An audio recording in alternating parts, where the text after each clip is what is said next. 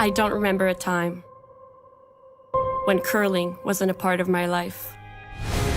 When I wasn't putting in the sweat and hard work to be the best that I can be. Clocking in the time, the effort to practice day in, day out. Curling is more than just a game. It's a family, a community. And when it's time to play, I know I'll be ready. Hardline, supporting hundreds of our next generation athletes.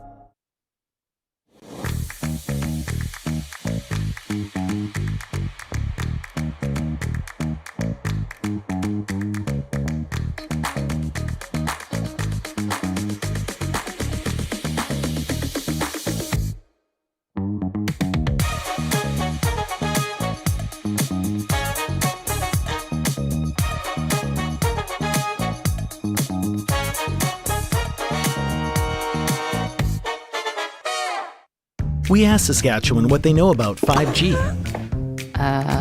More speed, more innovation. It's going to make our lives a whole heck of a lot easier. This is what 5G looks like. Better, faster. Sounds like one more G. Sounds pretty good. I don't know what it means. All you really need to know is the future of 5G is here and will continue improving through investments in network technology.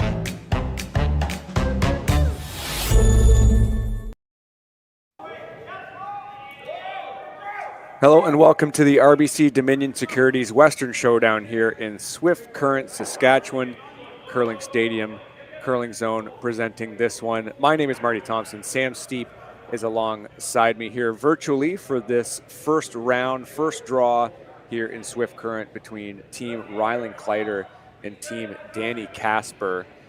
Sam, I know that Rylan Kleiter has been a team that's been certainly ascended on this scene in Canada for quite some time. We'll get to Team Casper and their ascendancy in the U.S., but I think for Team Kleiter, since they're in their home province, certainly a lot of eyes will be on them this week. Yeah, they'll certainly be comfortable. They've obviously played here a good amount of times, and growing up playing against Matt Hall, an Ontario native, and now he's out in Saskatchewan, and they've had a good year. Matt's obviously been a great curler for a long time, and it should be a lot of fun. See the first set of stones here from Trevor Johnson, and I believe that's Matt Hall with the broom down early. Mm-hmm. Yeah, it is. Yep. Watching the practice looked like a lot of curl out there, so it should be a lot of fun navigating this the ice. A lot of those hackboard waiters should be fun to watch teams manage and communicate and all of the fun stuff. Big movement on that one too, and you see Casper now. I guess they're trying to look at maybe trying to get rid of this redstone. Yeah, they flashed their hack waiter on their first stone, so really no choice but to make the run back now. This is Ben Richardson, second for this team out of Minnesota.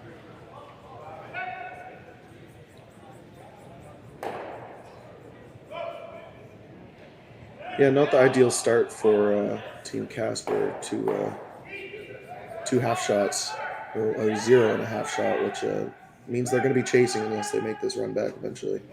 Of course, Team Kleiter here with the hammer in this first end. Good chance to protect this here with, as you mentioned, Matt Hall, Kitchener-Waterloo origins to his name. Getting a chance to throw a guard up here, I think. Yeah, this is the interesting part of 5-rock rule. When in the 4-rock rule, they never, if you had hammer, throwing a center guard was a sin. You were never supposed to throw center guards. But they're in a really good position now, and Rylan understanding that Casper needs to make a run back, or they're going to have a relatively easy deuce. This looks pretty well judged from this team. I'm glad you mentioned, Sam, the amount of curl. Watching the women's event there yesterday, saw some teams really get fooled by how much it was curling here in Swift Current. That can also impact these hits as well. They're seeing them trying to kind of eye these up, and they missed this first run back. Ben's going to get another chance here, but trying to judge these, especially along the center line, is quite crucial. Yeah, I mean, obviously the men's first time on the ice, they would have been watching the women's draw. This looks close, but not quite. they would have noticed how much it's curling and what they need to do. But it's different when you're watching compared to just on the feel on the ice. So. And certainly watching over stream is a whole nother set of circumstances. You can certainly see the line they throw, but you can sometimes miss the little intricacies you can sometimes see in ice. You know, this is a good angle for seeing a break point, for example, but we don't get the full picture for sure, but we can certainly see where teams are aiming and more generally where the rock ends up. Yeah. And just that situation right there is good communication by the whole Kleiter team. Rylan was going to use the other turn that they haven't used yet in the first end, and would have been a total guess on weight. And you know, all four players communicating, wanting to be comfortable with the shot and make the shot perfect. It's just those little things add up throughout the game. And if you're a junior curler watching this, well, you should be in school, but if you are watching this, little things like that add up to scoring 2 or 3 in the first end. So real no choice here from Casper to try to go after this. What else are they considering here? I guess it's the yellow, the red. What else do they have here? Yeah, so it's whether you want to run your own color in or the opposing team's color. It's just the fact is you have to look at your problem rock, and the yellow on the center line is the rock that you need to move. And you know, this is their third attempt on this run back. No different player, but should be relatively close. Luke Violette just on the outside of that stone, and Kleiter just putting this right back up again as we now have Joshua Mattern come up to put this guard back in place. Kleiter certainly in a good position to take some points here. As we mentioned, this team has been on a little bit of a run here in the last, I'd say, year and a bit. Obviously, they had some prowess in the junior level, but won the Tour Challenge Tier 2 event, the Grand Slams. That really exciting finish against Team Magnus Ramsfeld in that extra end. Yeah, I watched that game quite closely, and yeah, they've had a great run this year. I think it started last year. Last year they got together, they played a ton of events together and really got to know. I mean, obviously the three of them played juniors together for a long time, but adding Matt in, it does change the team dynamics, and it kind of like Team Homan, they took a year to peak, and all of a sudden they're the best team in the world. Rylan Kleiter's on his way to being the best. They are the best U25 team, and on their way to hopefully a Brier later this year. But another attempt here from Luke Violette. Straight run. Yeah. Yeah, teams at this level don't miss that run back 4 times. I know it's a 20-foot run back. But now it's Reds, you know, team still advantage Team Kleiter. Kleiter gets to put this back in the 8-foot, top 4-foot.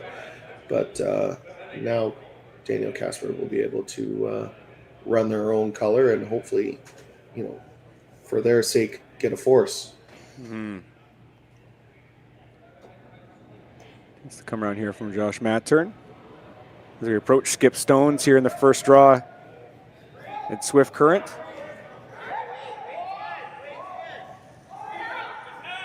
And this is where the guessing comes in the first time on the right side of the sheet. It did look like a quite narrow slide, and they were all over the guard. And imagine the weight wasn't there either. Mm-mm. So the guess is simply that. Now, Skip Stones here for Casper, and they have a chance to go after this Yellowstone, and they've seen this path now how many times on this run. So now you just need to come down and hit this, and I guess you could get a nice little roll underneath cover here now, can't you? You can. This shot is harder than it looks. Hitting the rock is the easy part. It's getting the roll and how much curl it is. They're gonna have to, in my opinion, throw a decent amount of weight to try and roll behind one of these corner guards or guards. Judging on that, excuse me, just judging on that broom for sure, a decent amount of weight to just try to get that action over. Skip Danny Casper. This is a team that is based out of Minneapolis, but they're certainly from across the U.S. He's originally from New York State. Violette's originally from Washington State. Skip Stone's coming here from the Americans, calling it hot basically right after he pushed out of the hack. This has got to move off the center line. Oh, and it will.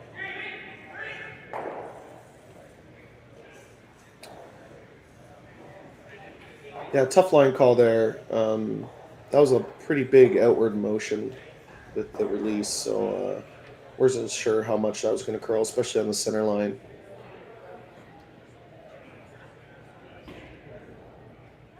So Kleiter now with the chance to make the same shot back. Deciding to throw less weight. They do have more room than Team Casper did. And the rock, the port they're navigating, the red guards are lower than the yellow, so tends to bring a little bit more curl into play.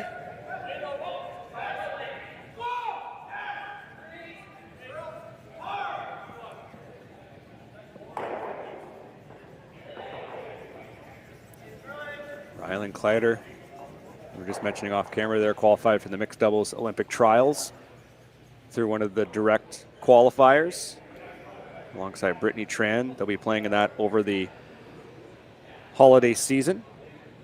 Starts in just a few weeks' time.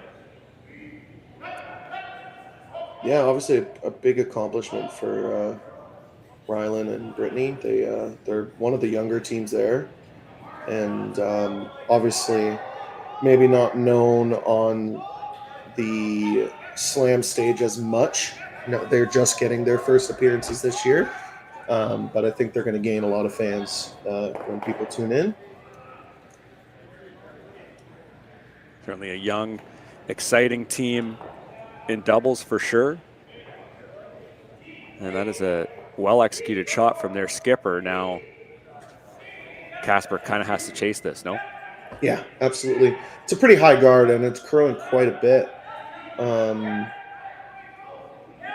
Great team shot by Team Kleiter there. The perfect weight call and line call. In the first end, especially down the center line, sometimes those control board waiters can come down in weight, and all of a sudden it curls way more than the line caller expected. So you have to communicate every second of the throw. So well judged, and now Daniel has to chase over this pretty high center guard. Yeah, weight will be crucial to this one for sure.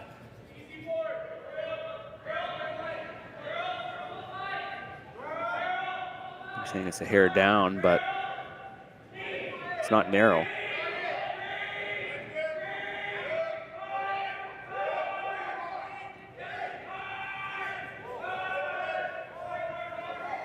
So really carved it and maybe took a bit of weight off of it. I'm not sure exactly what happened there, but it certainly started early and not at the outcome that this team wanted, as Kleiter now has a chance for two. Yeah, sweeper's called light right out of his hand the entire time. And as I was saying on the Kleiter shot, that center line on the first end can be quite slow. And I think the sweepers with Kleiter's team said that the weight was coming down, but he just threw more weight out of his hand than Daniel did. So kind of a sneaky way to maybe get a force. Yeah, I guess so. This draw is ugly for sure. Not an easy draw to the forefoot in the first end. I mean, wall side, you're on the end sheet. Right. Could be tough. You never consider coming through the middle? Oh. I do, yeah. I think it's a much easier shot, but...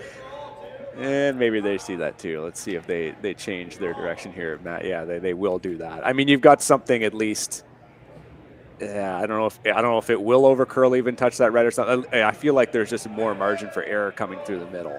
Yeah, there's basically no risk. You could throw a hack and still nose your back yellow and still score one. Like, Obviously, he's not going to. He's probably throwing back 8-weight and just get the nudge and roll. But you've seen this path. This is the third time now. It's just more like the sweepers know it better. Yeah, it's a good call. Good switch.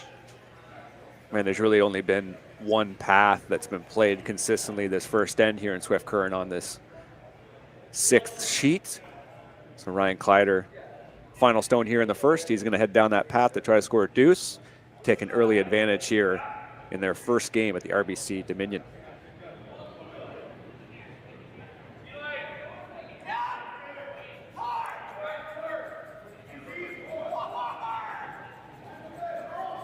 Seem to like this. Line looks good.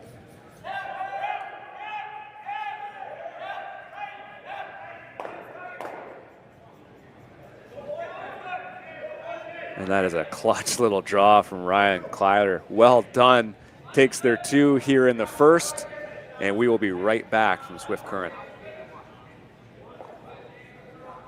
So with the impact to my business and income, will this delay my retirement? I know you're worried, Marshall, but based on the original plan we came up with, you're only about 6 months behind. I thought it would be years, not months. You should feel good. Remember, you've got a plan.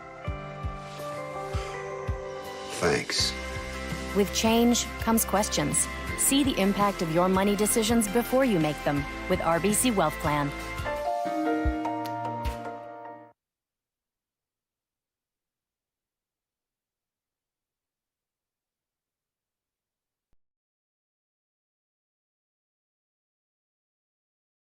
Canada. Hardline's ice pad has revolutionized curling for over a decade. Engineered with top-tier precision and durability, it is backed by an unmatched 10-year warranty. Designed for curlers at all levels to sweep effortlessly with maximum efficiency, it is trusted by the world's best curlers, including Olympic and world champions. It is quite simply the best brew in the game. Hardline. Join the revolution. Stronger agronomics, better returns, greater peace of mind from pre-seed to post-harvest. You can count on the Victory Canola program to keep you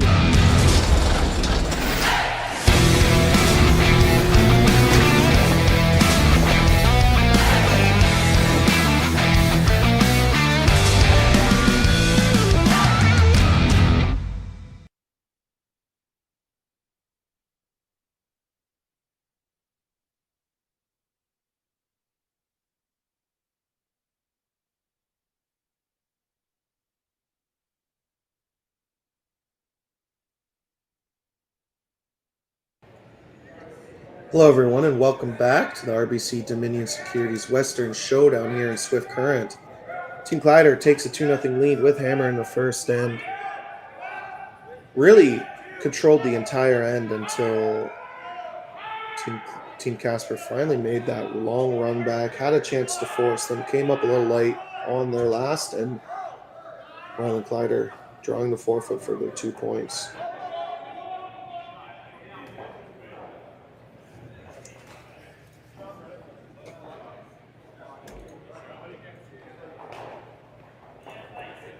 I'm Sam Steep alongside Marty Thompson. Later this afternoon at 12:15, we have our women's A qualifier final. Team Kayla McMillan versus Team Kayla Skrillick.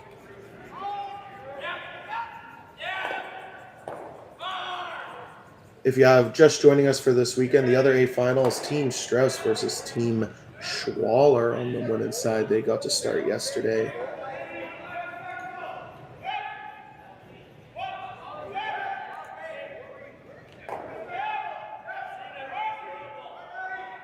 Winner of this game gets a long break, doesn't play till tomorrow at 2:30 versus the winner of Gushu and either Knapp or Pierce, who are playing right now.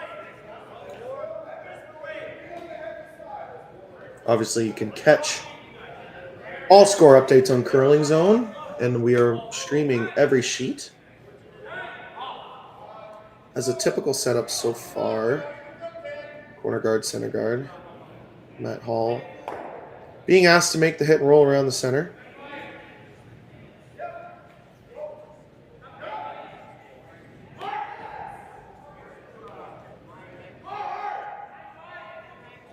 And that rock absolutely took off.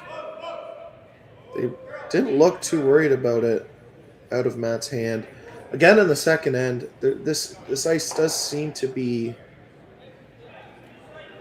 hasn't been fully warmed up yet, especially down that center line area. And sometimes you just catch a little frost. It looks like that's what happened to Matt's because they weren't panicking until halfway down the sheet. So still warming up the ice.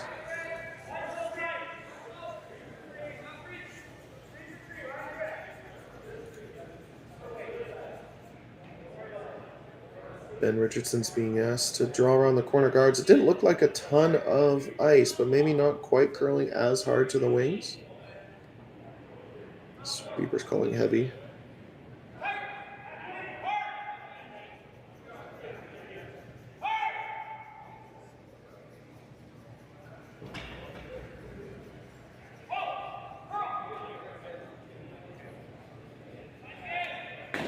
You know, a shot like that is a lot of, that stat is called make after miss. So Matt Hall, you got a 0 out of Matt Hall.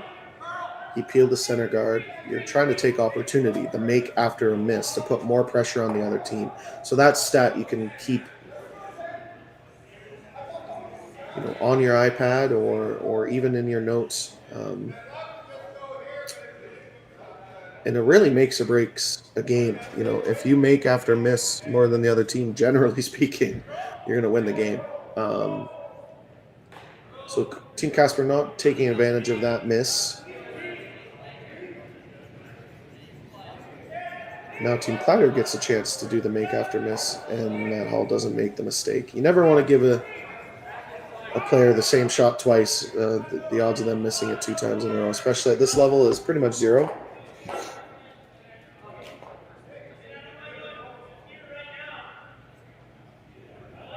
I still give the advantage to Team Casper. They have those staggered corner guards. Ben just threw this. He knows the weight he needs to adjust, and I imagine this is going to be rather close.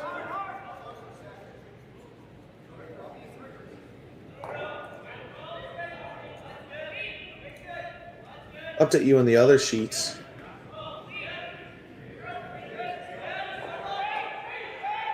Steve Laycock takes one over Dustin.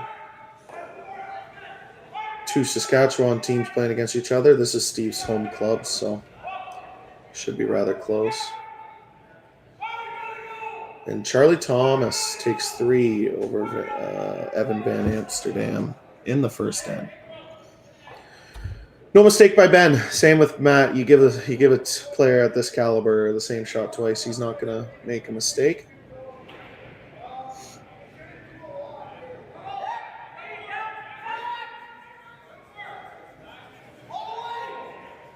This could be a very high-scoring game. Both teams are not afraid with playing with rocks in play, being aggressive.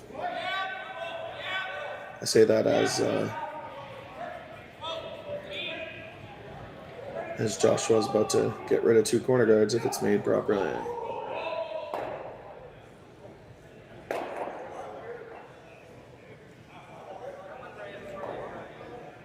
And no mistake.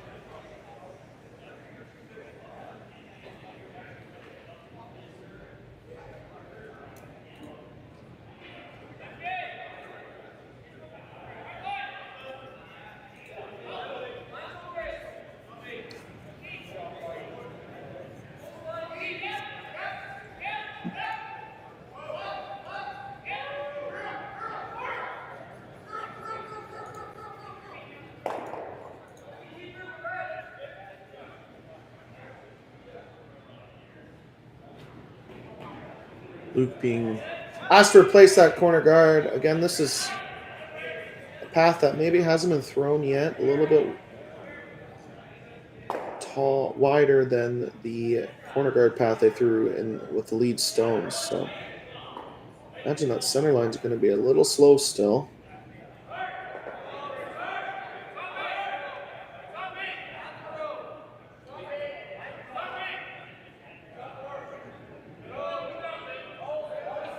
Pretty good throw. A little tight. Team Kleiter's hitting ability. You don't want to give them the run backs that close to the rock. You know, the closer it is, obviously, the easier the shot.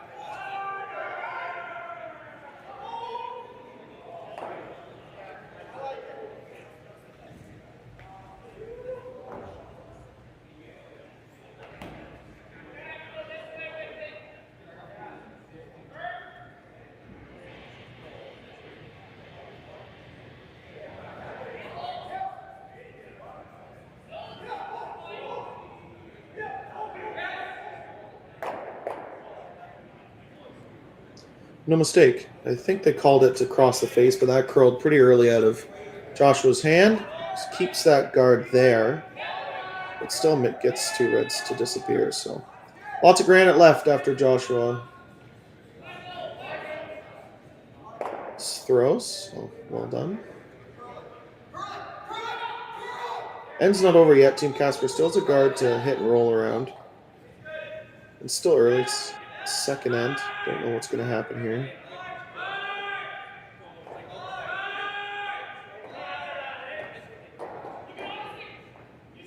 That's the same path that Matt Hall's rock over curled in. And it just stuck around. It's a little tricky.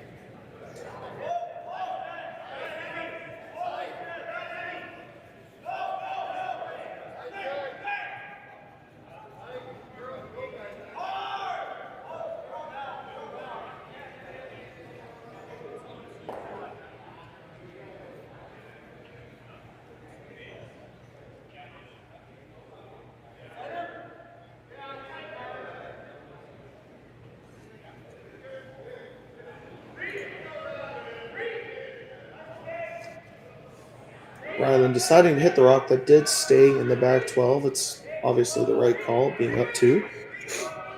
Keeping the weight up, it looks like. The broom's pretty tight, which I like. Rocks out in the wing like this, especially biting the back 12. There's some curl you haven't really seen in practice yet.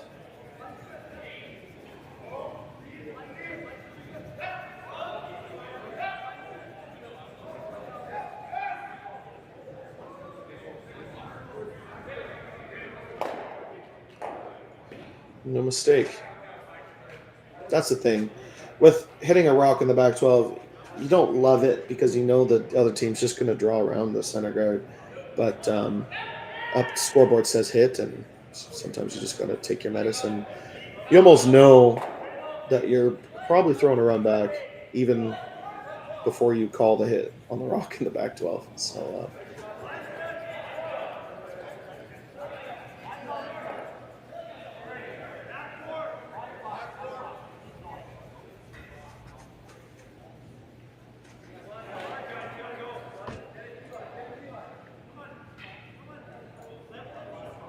as Daniel Casper gets ready to throw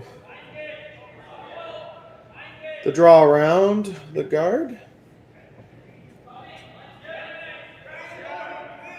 Sweepers were heads down, basically out of his hand.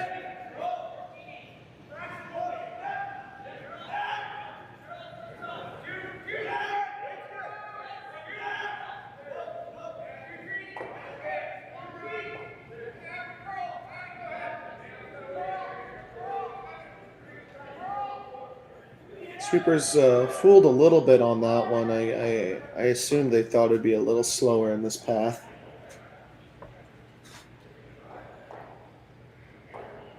Did get job A complete, which was to be buried around the center guard. It's just 3 feet deep. You know, if that rock was top 4, Rylan would be throwing the run back, but now that it's back 4, and he just got a hog-to-hog time on Danny Casper's rocks, so he should have a good idea of what this is going to do. Wants to be frozen right to the red. If you leave it top 4, could give a chance for Team Casper to make a hack waiter for 2.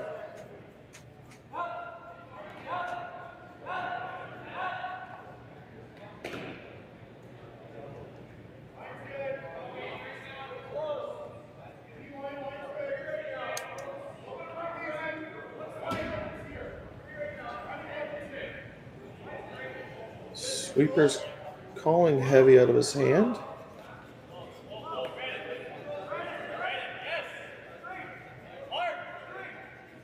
Just too much weight. Just like that, Team Casper has a chance to get their skips. Deuce, just trying to pick a line here.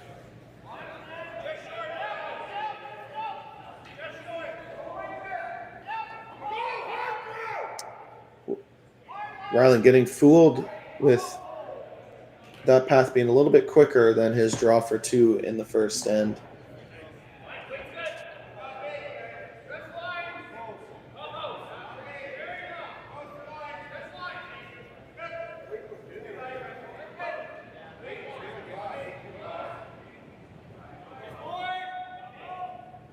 Last rock here in the second end.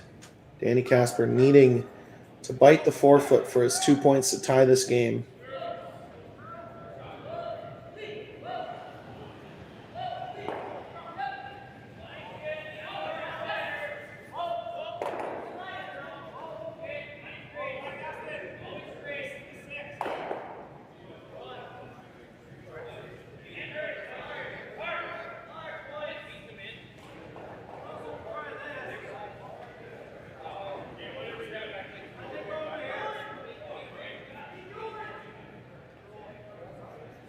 And makes it. What a great sweep. Team Casper ties the game up 2-2. And we'll be right back after this short commercial break. We asked Saskatchewan what they know about 5G. More speed, more innovation. It's going to make our lives a whole heck of a lot easier.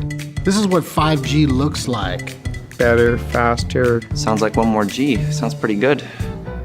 I don't know what it means.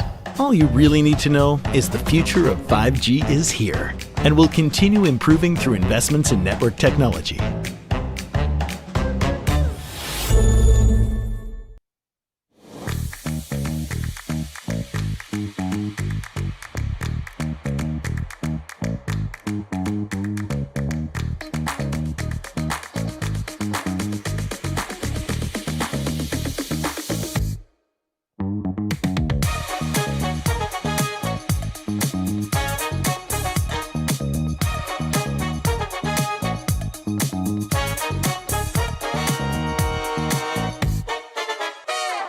Join us this March for the House of Hearts Charity Bonspiel in Duluth, Minnesota. Help raise funds for Project Joy, who provides meals for hungry kids in our community. Every donation helps to ensure no child goes hungry. Join us and make a difference. Together, we can spread joy. Hey Ben, what's the Aztec Safety online e-learning website again? Yeah, that would be aztecsafety.com. Fire extinguisher and firefighting, we'll send that one to Paul. Ah, now here's a course I should probably take. Conflict resolution. Power line safety. Yeah, I thought it might help me with my line calls. Did you know this Aztec website has over 100 safety courses? Jeez. Aztec Safety online course. Ground disturbance. Could have used that a few seconds ago.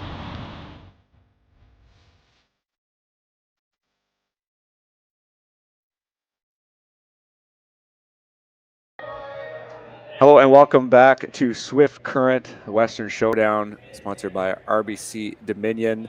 Marty Thompson and Sam Steep with you here in the third end between Team Casper and Team Kleiter. And in that second end, Team Casper pulled it out with that draw at the end. Yeah, really just a skip deuce. They were set up well early, had a chance to draw around some staggered corners, and Team Kleiter made 2 great runbacks to kind of open up the end, but a great draw by Daniel, and Rylan couldn't follow him. So draw to the full 8-foot for 2, and a good sweep got it there. So tie game here in the third. Nice and competitive early here in this first draw. Triple knockout format.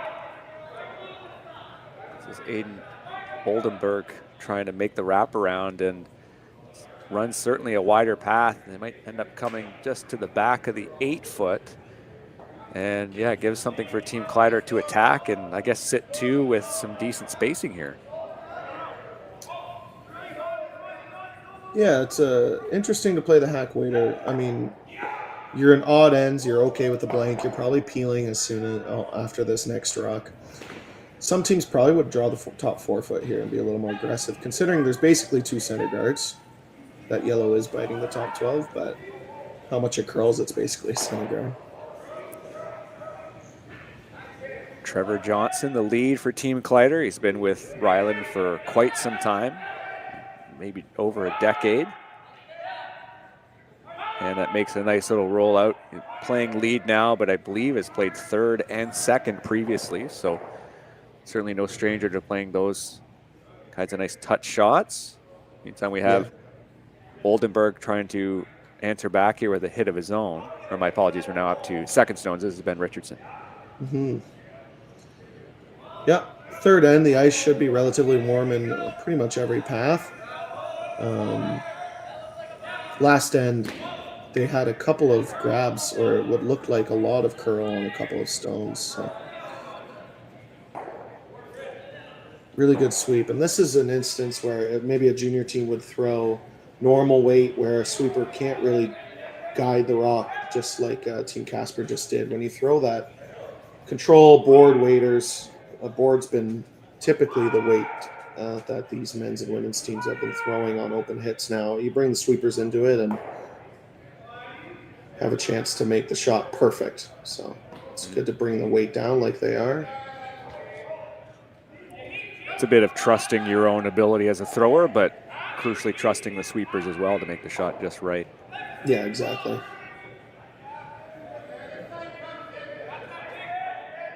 So Casper with another attempt to try to bring play into the middle and behind these 2 stones you see down the middle of the sheet. Ben Richardson with his second.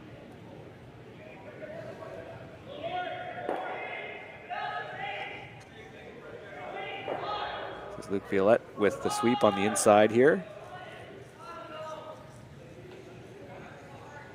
Trying to keep it straight. And that'll be an unfortunate flash there from Richardson.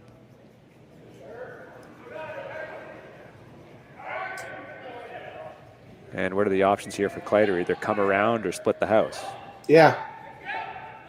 I think if you come around, it is a little dangerous. You put it back button, even if you put it on the button or just biting button, your scoring area will get shrunk after Team Casper makes the perfect freeze. So bring it to the wing and see what Team Casper decides to do. Try not to leave a double, basically, is the point of this shot. I think if Team Kleiter was up 1, you'd probably see a peel. Right. But considering it's the odd end, but they're in a really good chance, really good position to put some pressure on Team Casper here. And Hall with the draw to the rings on this side. It's not heavy, that's for sure. Yeah, that looked like it curled early. Not what the sweepers were expecting either, sadly. So that doesn't change the complexion of this end much, as we just see Casper again trying this hit and trying to roll to somewhere a little bit more useful. Yeah, last end I talked about the make after miss stat, how important it is to make after your, because at this level you don't get a lot of misses. And Matt Hall not taking advantage of that, so it gives Team Casper a chance to make the hit and roll.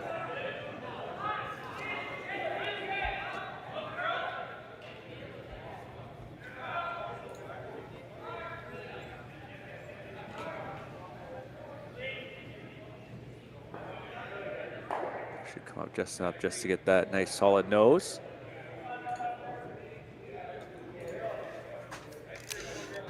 Now Kleiter going after the make after make stat, I guess, so to speak, as they try to answer back. Yeah, Team Kleiter's still in a good spot. Obviously, they're hitting to sit 2. Hard to complain about that, obviously. It's just, when you have a chance to sit 3, obviously, it's pretty important, but Team Kleiter's still sticking with this board weight hits, bringing the sweepers into play.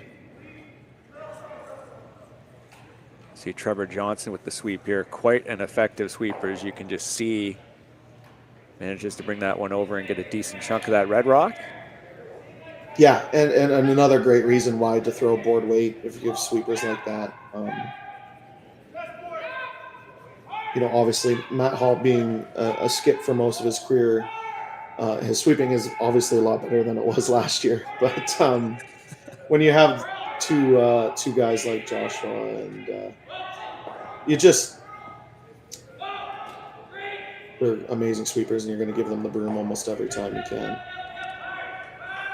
And that is just about perfect from Violette. Brings it at least in towards the middle. Now, that is such a high guard. You can get at that redstone, but at least they're all trying to get it under cover and try to make things a little bit different for Kleiter, give them a different shot. I think that's why you saw a little bit of frustration, because he knew he had to be buried behind the yellow, not behind the red. Like on the camera view, it looks nice and buried, but it's a really high center grade. A little harder for a lefty, though. Josh Mattern now. Matt Hall on this right away.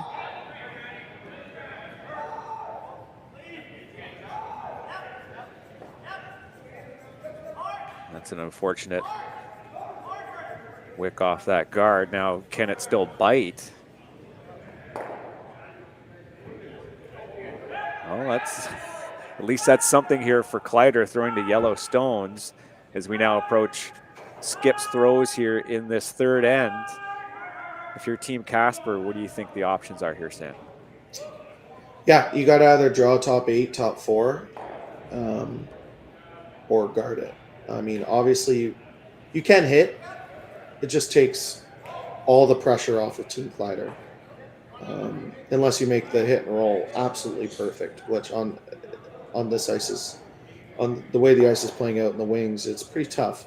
There's a lot more tolerance with the draw. Like if you call top 8, you end up a 3 guard. You know, pretty good tolerance. Looks like they're calling the guard. Yeah. Surprising to me. I think sometimes, you put a lot of pressure on Team Kleiter if you put this in the top 8 foot, half buried around that yellow in the top 12, and sit 1-2. You know, those rocks biting the 12 foot gets a little scary. If Kleiter just decides to make some kind of thin in-off or run back for 3, obviously the game is, well, it's not over, but it gets a lot harder for Casper to win. Yeah, and just knowing how much it's going to curl, you know, you really could wrap that around in the 8 footer. You could really bring that, you know, like right to the 4 if you wanted to. But this is maybe the safer shot. I'm glad you mentioned tolerance there, Sam, is just trying to make sure you have a way that you can not get the absolute most precise shot, but you still have something that's quite useful. Yep. So maybe curling a smidge more than they wanted to, I'm imagining. Oh, it looks like we're coming in now. Oh, yeah, that's not a bad spot if they end up corner frozen, and they will be. Pretty much the best place you can put it. They wanted it a little higher, but now there's no run backs. Forces Rylan to draw the top button here. And after last end, his draw going to the back 8 foot. A little bit of redemption time for Rylan Kleiter here. Yeah, another chance to calibrate on this ice surface, get your draw weight down as a skip. So you see Matt Hall holding the broom, as you mentioned, Sam, previous skip himself. So tasked with calling line in the house here for skip stones for this team.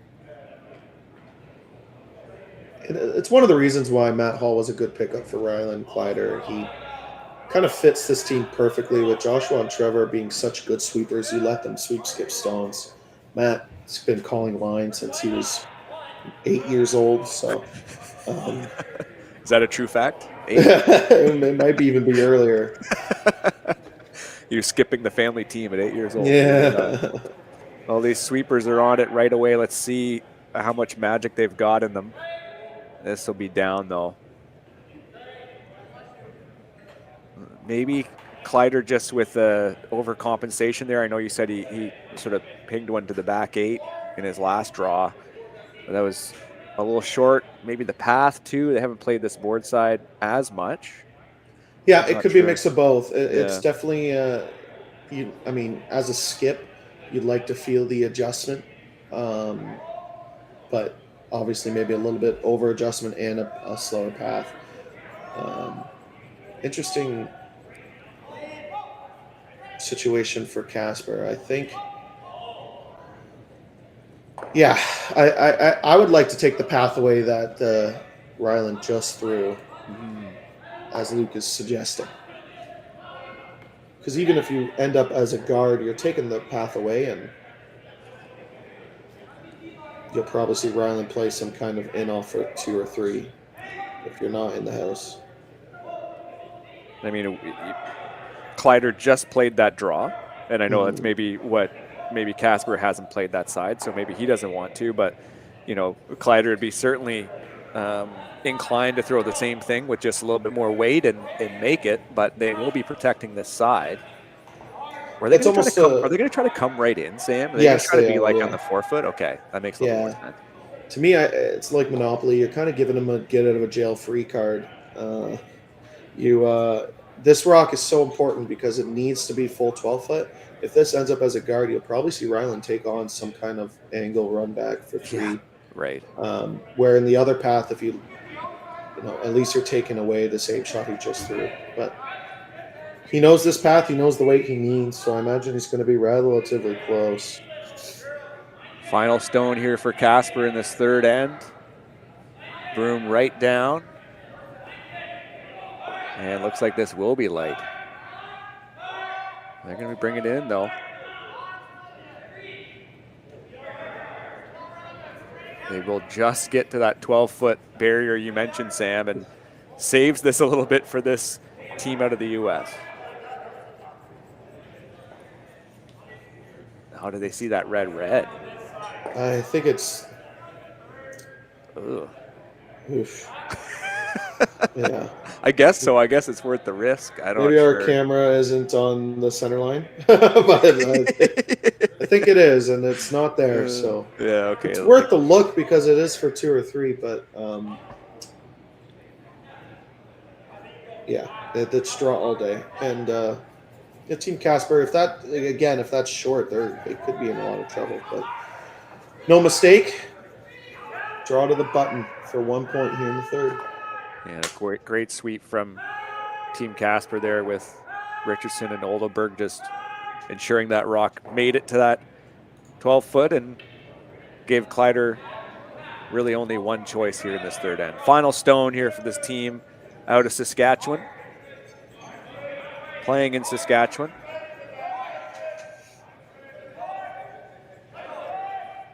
Making sure this rock gets out there. It looks like it's almost curling a little early here. They've got some room for sure. Just comes down to weight now.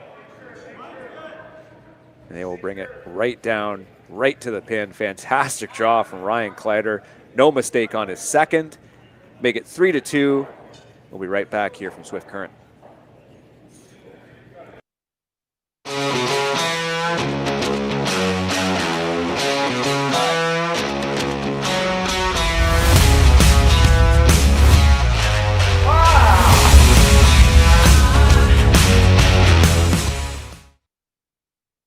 I don't remember a time when curling wasn't a part of my life.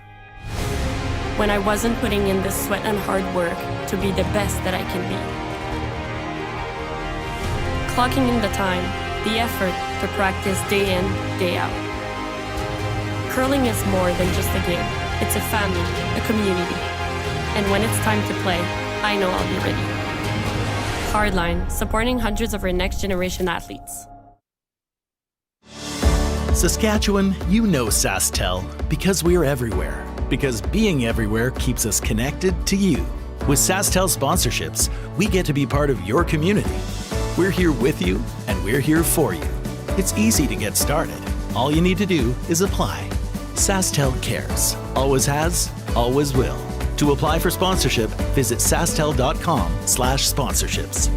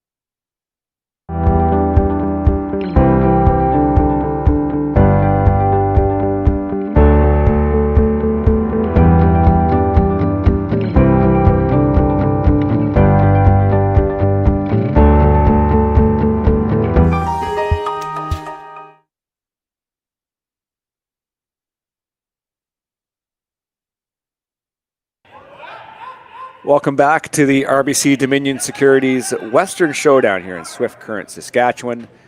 Team Kleiter up 3-2 over Team Casper here in the fourth end. Marty Thompson and Sam Steep with you on the call. And a similar setup that we've seen here early on. Center guard trying to come around as you see Casper maybe trying to apply a little bit of pressure here, see if they can't take a deuce here heading into the fourth end break and try to get a little bit more momentum in this game after, I mean, I guess they didn't play too bad in the last end, but certainly was a few shots short to applying a lot more pressure. Yeah, if that last raw gets, 3 to 4 feet deeper, biting the top button, all of a sudden that draw to the pin is a lot harder for Team Kleiter, but still got the force, and Team Casper having hammer on even ends, they're in a pretty good spot, in my opinion.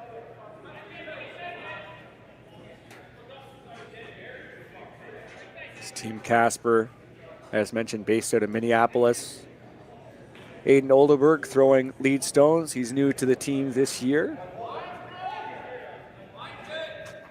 As Violette and Richardson have been with Casper for quite some time. This team has had lots of success at the U.S. national level, up at the very top end of the men's game. One of the many exciting young teams that the U.S. has to look forward to. Yeah, they've been, at least the three of them, and kind of like Rylan Kleiter, they've been together in juniors for a long time. I got to play against both these teams quite a bit and in juniors. And I think that's the recipe to success a lot of times, is staying together, which a lot of junior teams just don't anymore. Obviously, Team Casper did get some junior funding when they were in juniors. I don't think the funding's the same in the men's, but still, that obviously helps, especially with how much travel they do up into Canada. But staying together is a big key to success, in my opinion. It's one thing to stay together, but it's one thing to be committed to the game through, key ages in which, you are at, certainly a physical advantage in your 20s and such, and going into your 30s. But, there's such a great learning opportunity there to, remain at a high level and to be able to know each other and be in a team, right? It's replicating what you see in many other sports where you have these teams that, you want to keep a young core together and maybe sprinkle in a few other elements, but ensure that they are playing at a high level and they're certainly sharpening their blade, so to speak. Yeah, and you look for the same commitment level, really. Like in curling, age is just a number for the most part. Sweeping has obviously become a big thing in our sport. Makes a lot of shots, and the best teams in the world have the best sweepers in the world. So there's no secret that Team Mowat's the best team in the world, because a lot to do with their sweeping. Same with Retornez last year. Yeah, certainly. You want to look for the same commitment level as well when you're a junior team or even a men's team, and women's team. So decision time for Rylan Kleiter. Perfect hit and roll by Team Casper. They're sitting 2. And now they need to decide how aggressive they want to be. This end just got a little annoying here for Rylan Kleiter. Again, they don't have hammer.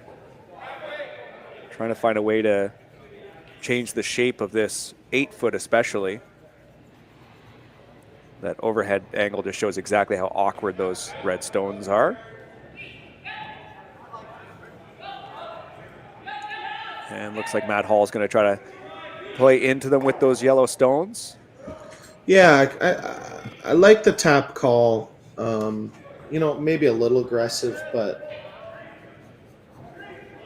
you have a chance to put some pressure on Team Casper. Just papers that rock at the top 8, and it will come back and be exposed. It will be second shot stone, though. Yeah, I wonder if touching that rock made it shot. It is close, but Danny seems to think they're first shot and third shot, so now a hit to sit 3. And no doubles available, so this is going to be a lot of pressure on Team Kleiter when this is made.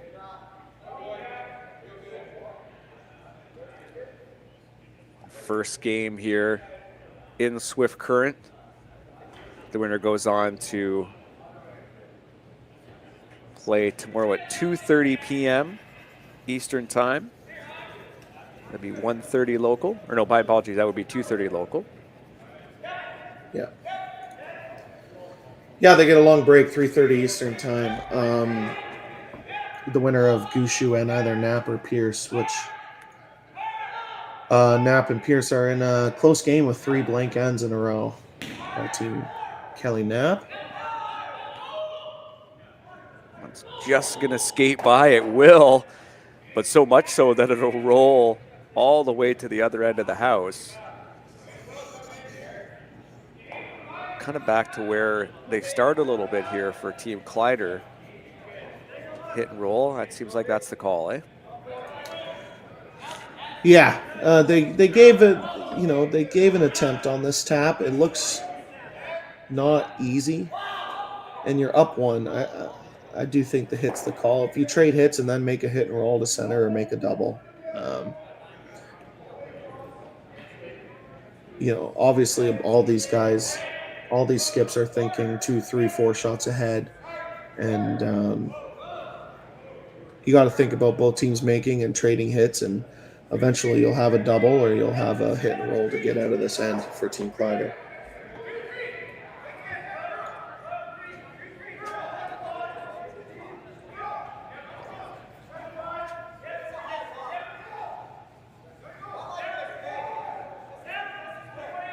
Great sweep here to keep this rock straight. Get as much of this red rock as they can. They will knock it out, but the shooter will roll as well. And actually, just a quick update, Sam. I think you said that there were 3 straight blanks in that Knapp Pierce game. Yeah. I refreshed, and now it says there's been 4 straight blanks. Yeah. So just updated. Hopefully nobody scores in that game. Hopefully there's 0 points at the end, and then we don't have to worry about it. We just know it's going to be 0-0. We can focus on this game. Yeah, I have a funny feeling Brent Pierce is going to be throwing a couple center guards this end. So Richardson keeping this one straight.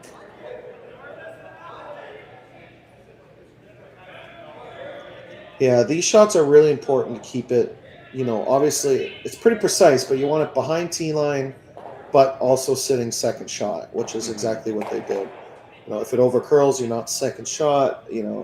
That yellow comes into play. It's pretty useless. But if you're above T, you leave a double or you leave a hit and roll. So not much tolerance in a shot like that, but made perfectly. And going inside out as well adds another layer of complexity for this team out of the U.S., but made it look quite easy there. Yeah, Team Kleiter's going to need to make a nice hit and roll or a double to get out of this end, or they're likely going to give up 2.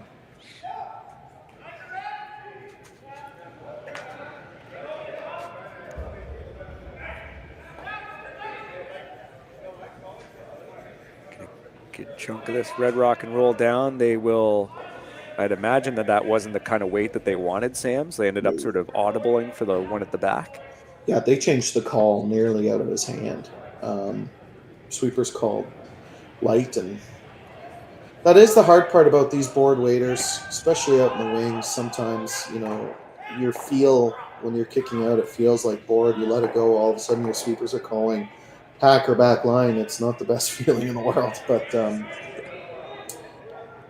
yeah, a little bit of a uncharacteristic miss by Joshua, but chance for Team Casper to either hit and sit 3 or draw somewhere. I think the hit should be the call.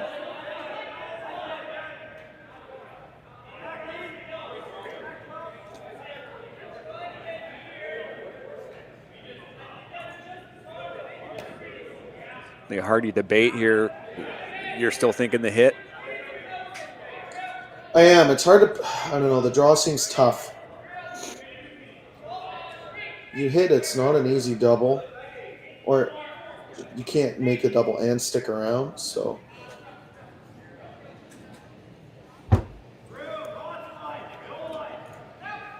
Final vice stones here from Luke Violette. Immediately snowplowing this stone, making sure that that line is maintained. Now they're carving.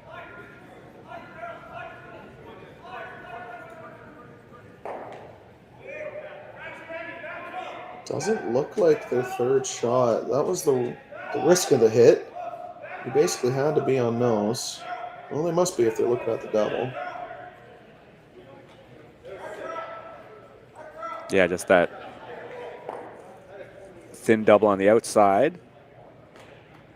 Get rid of both. Yeah. That's what they're lining up.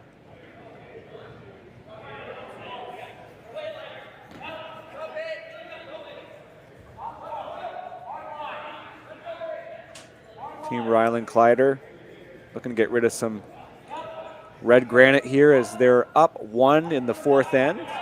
Casper does have the hammer and they're sitting 2, potentially 3, but you're right, it does look like it's 2. I think Rylan called the double though, so yeah, it could be. Unknown. Unknown. Either way, pretty important shot. Team Kleiter's been chasing this whole end. Certainly some big weight here from Rylan. His first of 2 in this 4th end. They stuff it, but it kind of gets the job done as it pushes that redstone a little bit farther back, as now the focus, if you look at that top 8, I don't think that Yellowstone's going anywhere if you're Team Casper. So job sort of done here for Team Kleiter at this point.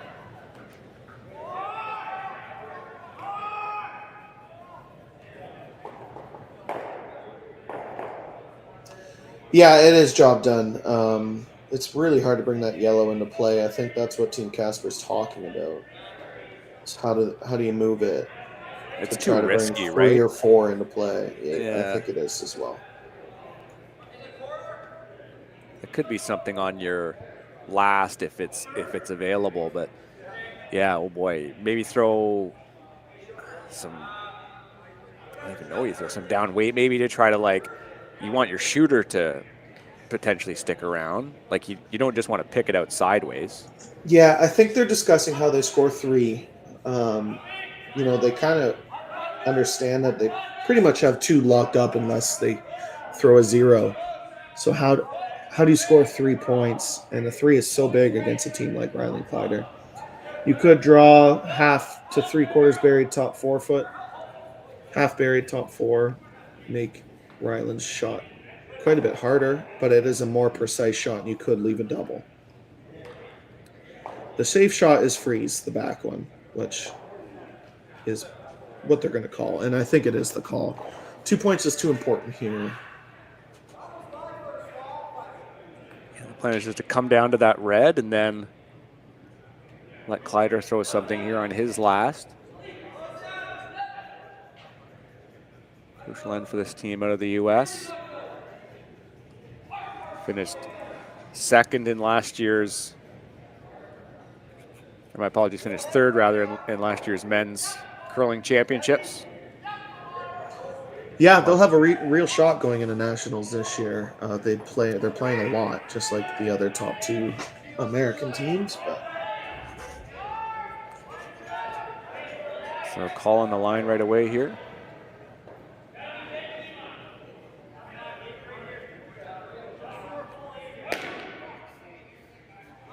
Just really got away from them, I think, Sam.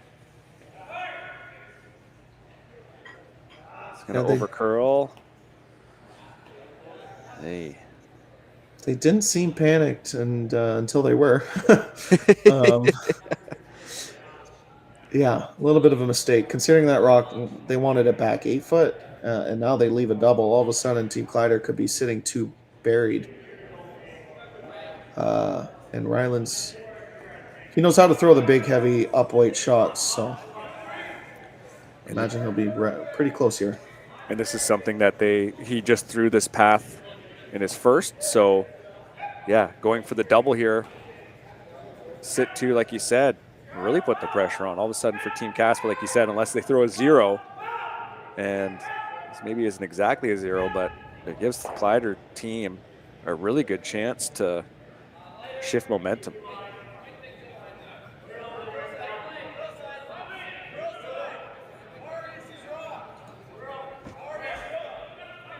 Yeah, this is a big momentum shot for Rylan Kleiter here.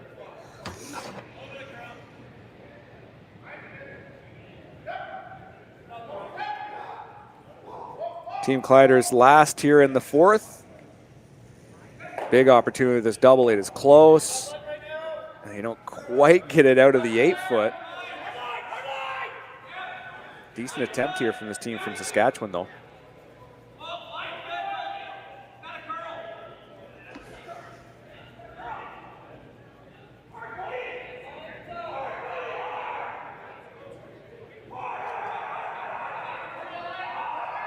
So you're thinking maybe a hack or board waiter and just remove this Yellowstone and take your 2?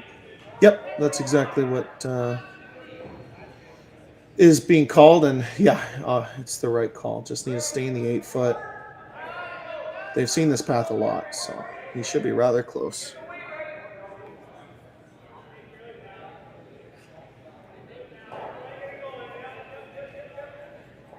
Final stone here in the fourth. Danny Casper settling in. Chance to take a lead here going into the 5th end. Calling a little up out of his hand.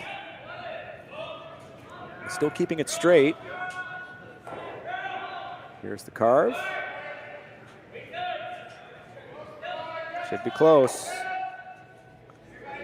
And that's a nice little shot here from Danny Casper, taking 2 in the 4th.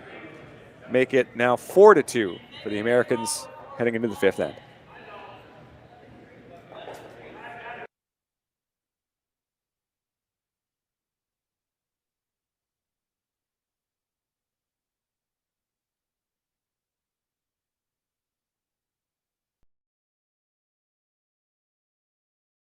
Hey Ben, what's the Aztec Safety online e-learning website again?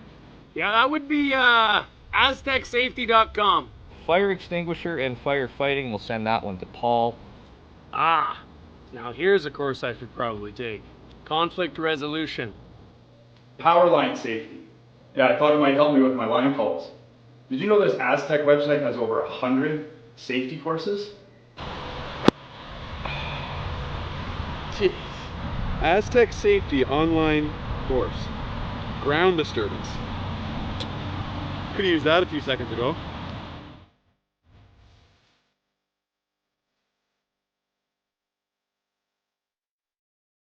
For over 20 years, the Sandra Schmirler Foundation has granted more than $9 million to hospitals across Canada for life-saving equipment for premature and critically ill babies. In the past 4 years alone, $4 million has been granted thanks to the curling community's incredible generosity. The need continues year-round, and with your help, we can ensure every baby has the chance to grow up and become a champion, just like Sandra.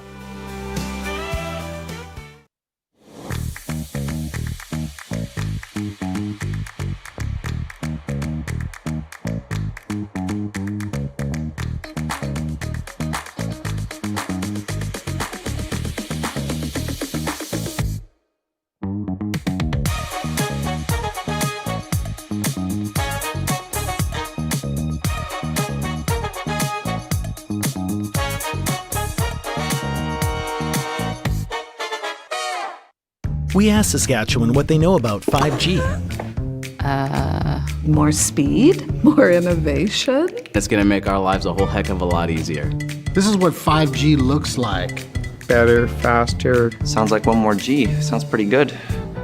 I don't know what it means. All you really need to know is the future of 5G is here and will continue improving through investments in network technology.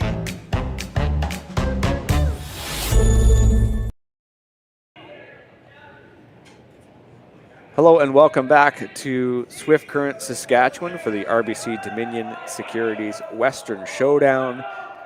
Team Casper up 4-3 after that deuce in the 4th. Kleiter has the hammer. They're throwing Yellowstones. This Team Casper throwing red. It's Aiden Odelberg here lead stones coming up.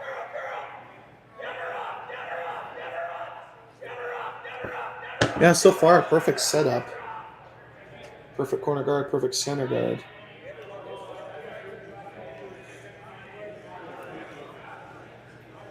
And as I say that, this rock comes a little deep.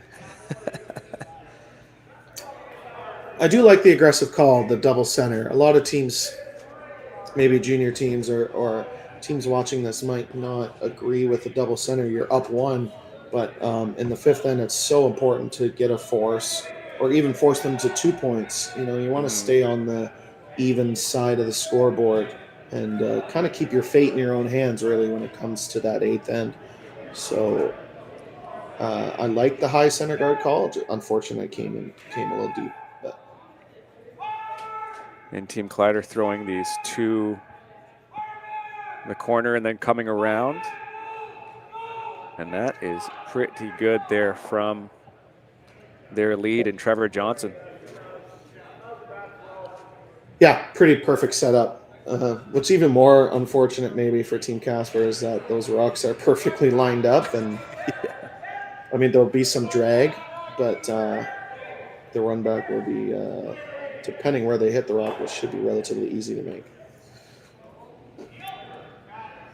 Come around incoming here from Ben Richardson.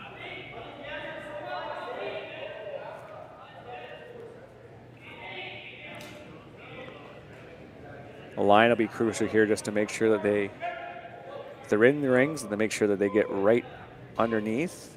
And here comes the carve to try to bring this over as much as they can. They need the weight too. And it will be somewhat exposed, I think, and it will be around the back four. Pretty great sweeping. You know, that was wide open until right at the end. So 3/4 buried. And it's a little bit of deja vu of the third end. Yeah, it is. Hack waiter to sit two. You saw that sweep too. Not carving the rock, but, you know, certainly promoting it to curl while trying to retain some of that speed. We have Matt Hall here attempting a precise shot to just sort of hit and roll out. And here comes the carve. Look at this sweeping right down to the rock. I get a good chunk of it. And it sticks around, just biting the 8 foot. It's a little more deja vu with rocks sitting around the 8 too, Sam, but not a bad little setup here for the Kleiter team, I guess. Just what happens when you're playing two great teams playing against each other. They have similar strategy when it comes to hammer and defending, but you're going to see a lot of similar ends. Daniel's gonna ask his team to make this nose hit a couple of times until they can roll behind the center guard.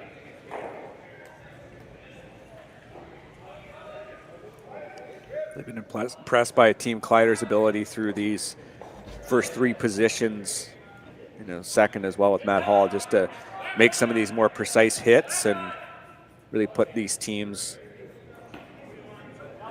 their team rather in a good position going into skip stones. And certainly very consistent through the lineup here on these hits. Sweeping helps too, of course.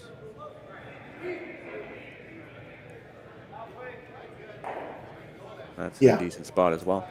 Yeah, I think now that rock is high enough where you can make the roll behind the center guard, and he's throwing a little bit more weight so it stays a little bit higher.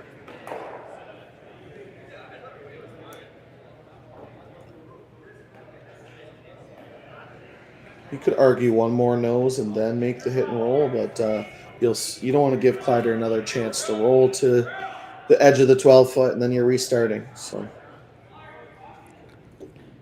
Luke Violette's first here. The Americans throwing the red stones. They get that nose. The call is just to try to hit and roll outwards now for Team Kleiter. Yeah, you're trying to avoid giving Casper the opportunity to roll behind those center guards. So roll to the edge of 12 foot and really put some pressure on Team Casper to make a decision whether they want to just basically concede 2 or draw around the center guard.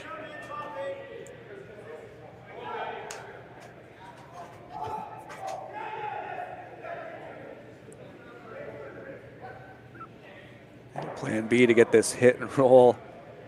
How far does this go?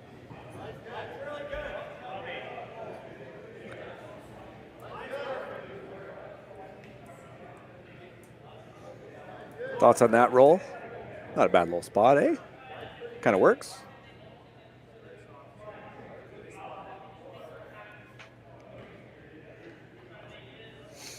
Yeah. Obviously didn't want to roll to group the rocks up. That's the only bad part about it. But not an easy hit.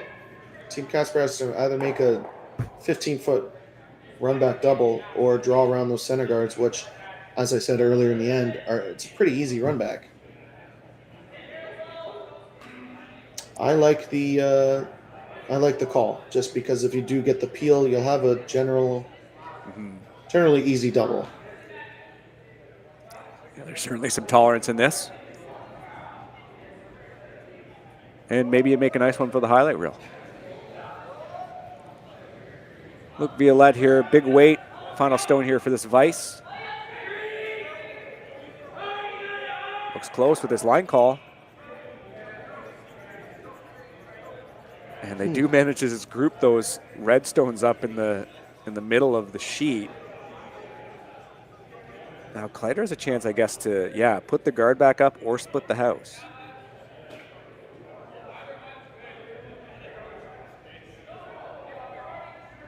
What's your first instinct? Put the guard up? Yeah, my first instinct is the corner guard. Still Vice's stones. This would be my second call. Like, if my teammates told me, let's just split, I wouldn't argue with them.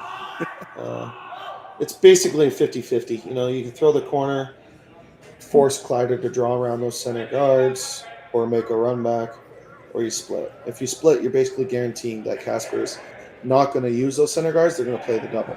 So you almost, I wouldn't say you guarantee 2, but you're in a good spot for 2 after splitting the rings here.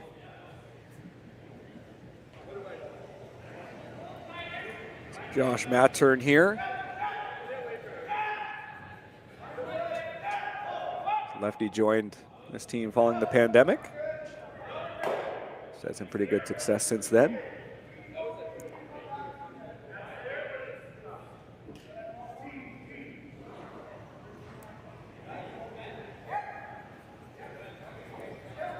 Weight line looks pretty solid for at least a pretty nicely shaped house, and that's what yellow will get. So Casper on his first goes for the double.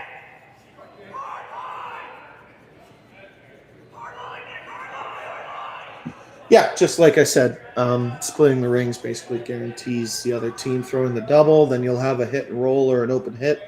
Sit 2 on Daniel Casper's last rock, and that's if both shots are made perfectly.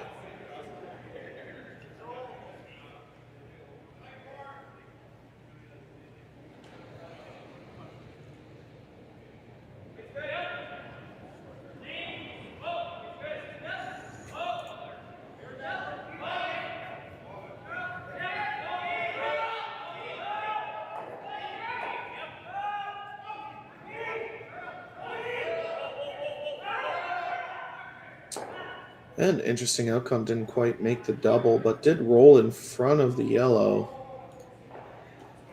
Yeah, now you just kind of just make a nice little hit and roll, eh? And then if your team Kleiter, you really put the pressure on Casper on his last if you make this really nice. I guess you don't want to come fully behind those guards though, because no, I guess they wouldn't want to do that. They wouldn't want to just hit the pile of reds into yellow, but not against 3. Yeah. Not against 3. You do want to roll. I think you want to roll behind. You make this roll perfect. You're biting. You're in the 4 foot. Casper has to make a perfect freeze just to only give up 2. You can roll half buried, and then Daniel's in a really tough spot. Team Kleiter's looking good to score 2 or 3 here at least. Got to make this hit and roll first. Team Kleiter in their home province here, their first game in Swift Current, Western Showdown. Looks like the 5th end could be a little bit of a hinge point in this game. If they make this shot, really put the pressure on and see where the rest of the game takes them. First of 2 here from the skip, Rylan Kleiter. Looking for a nice roll. Sweeper's intimating that it's down weight.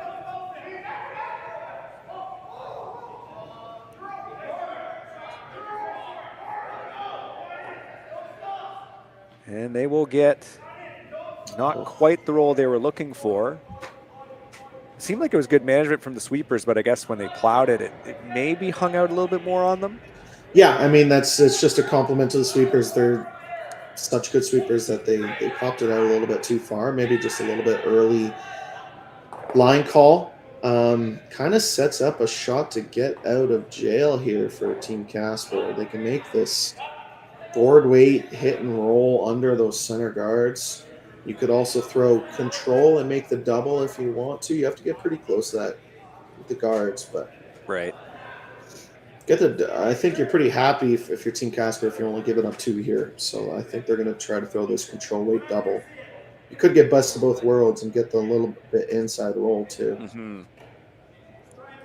You really don't want to flirt with that red stone there that you see at the very top of that bundle.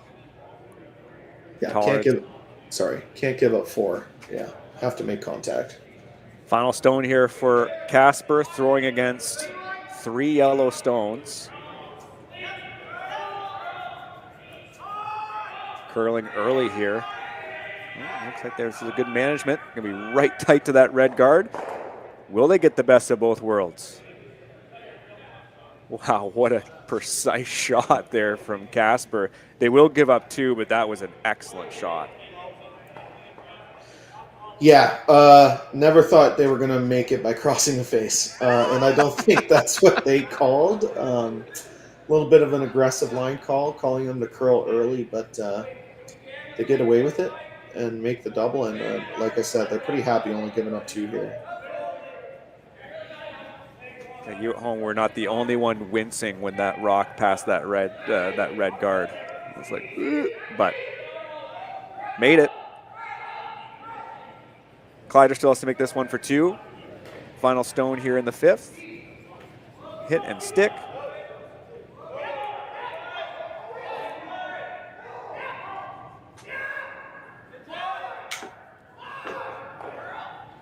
Grabbing this early, make sure this rock comes over. And it will do just that and stick around in the rings for 2. So another deuce on the board here between Kleiter and Casper. We're right back here in the 6th then. So with the impact to my business and income, will this delay my retirement? I know you're worried, Marshall, but based on the original plan we came up with, you're only about 6 months behind. I thought it would be years, not months. You should feel good. Remember, you've got a plan. Thanks. With change comes questions. See the impact of your money decisions before you make them with RBC Wealth Plan.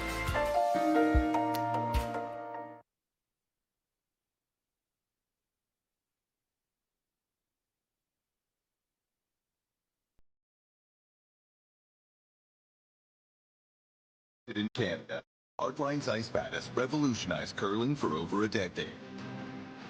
Engineered with top-tier precision and durability, it is backed by an unmatched 10-year warranty. Designed for curlers at all levels to sweep effortlessly with maximum efficiency, it is trusted by the world's best curlers, including Olympic and world champions. It is quite simply the best brew in the game. Hardline. Join the revolution.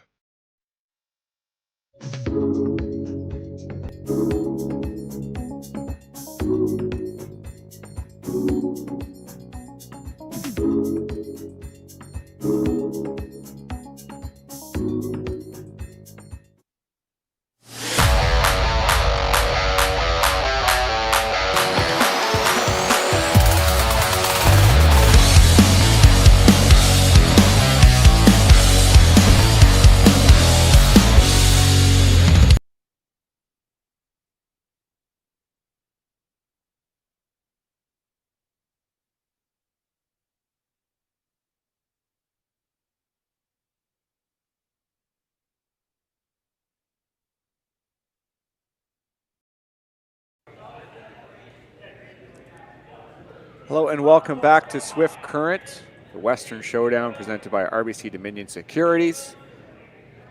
Another deuce on the board here between Kleiter and Casper. Taking a quick look at the other scores, we do have points on the board between Knapp and Pierce. Kelly Knapp picked up 1 in the 5th to make that 1-0. Brent Pierce with the hammer in 6. So we have 2 Saskatchewan teams going just a couple of sheets over here in Dustin Kaltoff and Steve Laycock.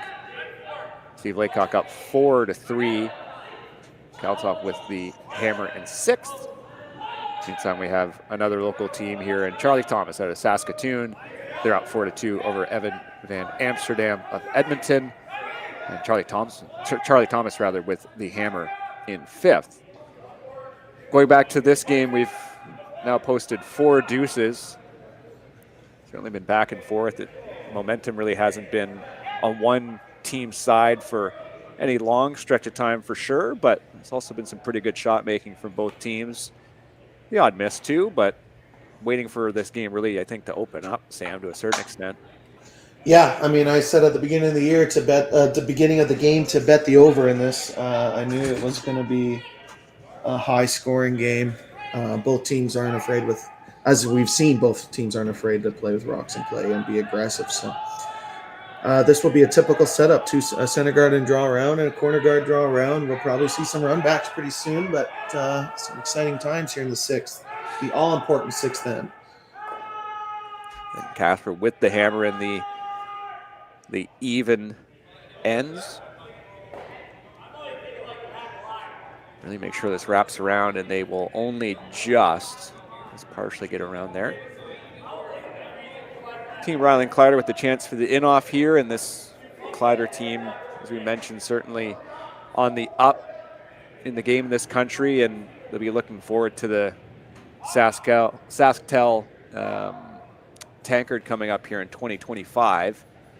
They had a pretty decent showing in 2024, made the final, lost to Mike McEwen's rink 7-3. They were down 5-0 after the first 3 ends, so they didn't really get a chance to really sink into the game. But of course, Mike McEwen's rink will be automatically qualified for the Brier in 2025. So just very much like here in Ontario, Sam, when Rachel Holman can't make the women's provincials, it certainly opens up the field. It will do the same thing in Saskatchewan with Mike McEwen's rink missing. There'll be some competition for sure, but you'd have to think that, especially with how this team has been playing, that they will be in contention when it's all said and done in Saskatchewan.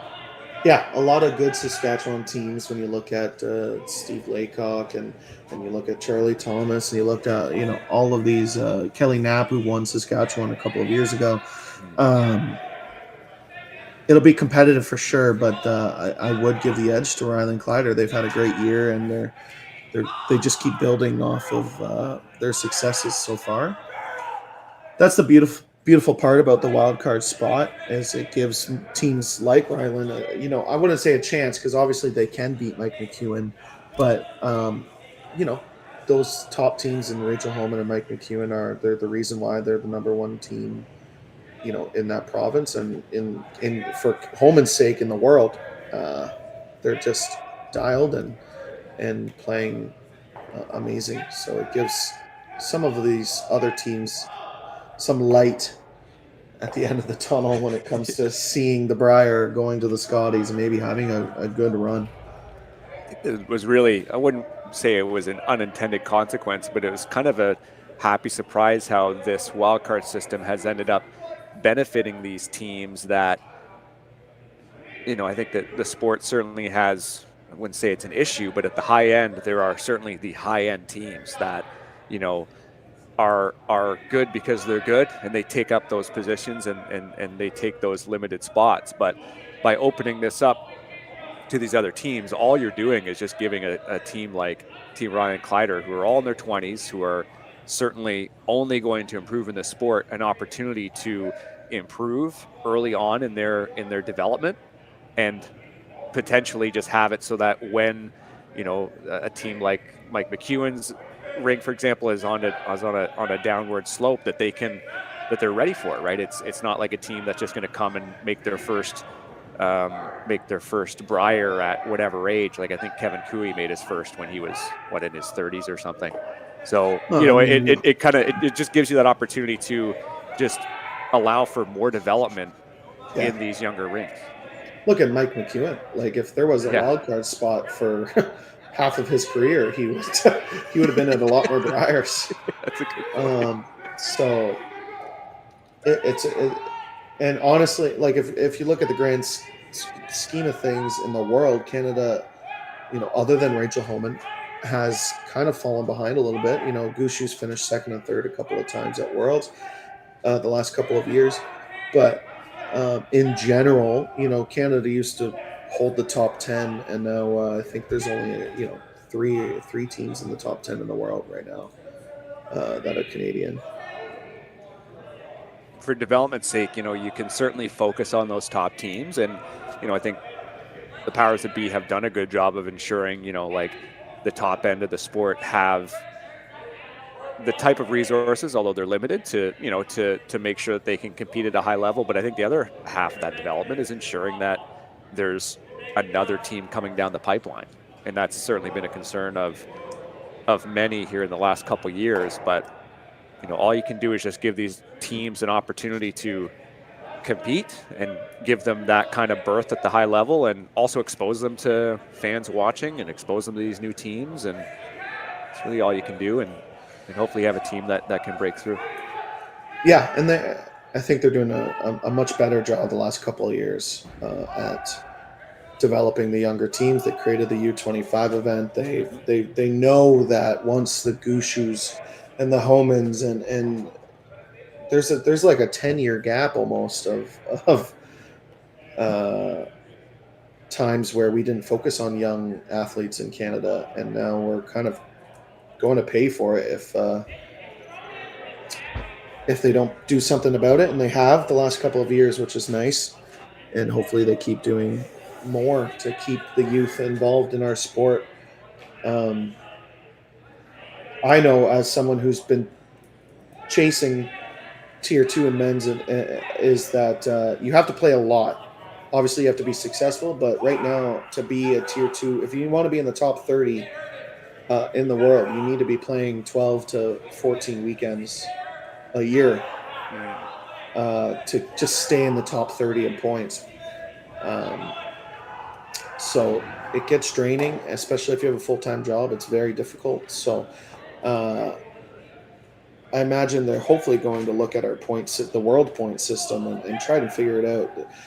One of the reasons why the Asian teams and the European teams have such an edge on us is they play all year round, and they're on the ice.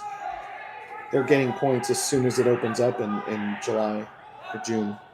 So yeah, it's something Canada needs to look at for sure, and hopefully they keep looking at it and keep developing our young athletes. Well, you mentioned that U25 Next Gen Classic. Team Kleiter won that in 2023. Mm-hmm. Yeah, I was there. I let them win. It was really nice of me to do that. Were you in the final? No. Okay. No, I'm not that good. I missed that part of my prep. I was like, oh no! I was like, they beat. Let me look at the sheet again. No, they beat Sam Muibruk, but in the final that year. But I think certainly another good team, at least in the eastern reaches of our country, that is certainly worth looking out for. And PointsBet too. We should mention that. That's another great showcase for these athletes as well. I know Muibruk had some time on primetime TV. I think that was last fall or maybe a year ago, and that was like, it was just good because you just get these, you get people introduced to, like, Kimbo Malima, for example. You get them introduced to these athletes that are certainly going to be around for a long time.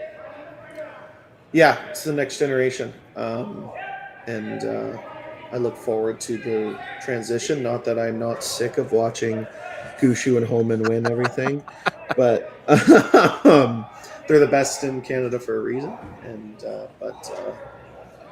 yeah, it'll be certainly interesting. This end has been quite Team Kleiter almost the entire time. So Casper really having to chase here. Again, they have the hammer, and this is the third's final stone. Got to clear out some granite. Really have a chance, eh? Yeah, they need to make this run back. They need to make contact for sure. I mean, you look at your problem rock. That rock and the biting the top button is an issue. They need to get that moved. They just narrowly missed that one on the top button. We'll skip stones here for Kleiter. That's Matt's initial thought, is just to try to come in because they will try to run again. Yeah, that's the thing with that run back. It's a good shot, but they're still in quite a bit of trouble. If Rylan can put this in the top 4 foot and make sure it's not like a gimme double, there's a ton of pressure on Team Casper.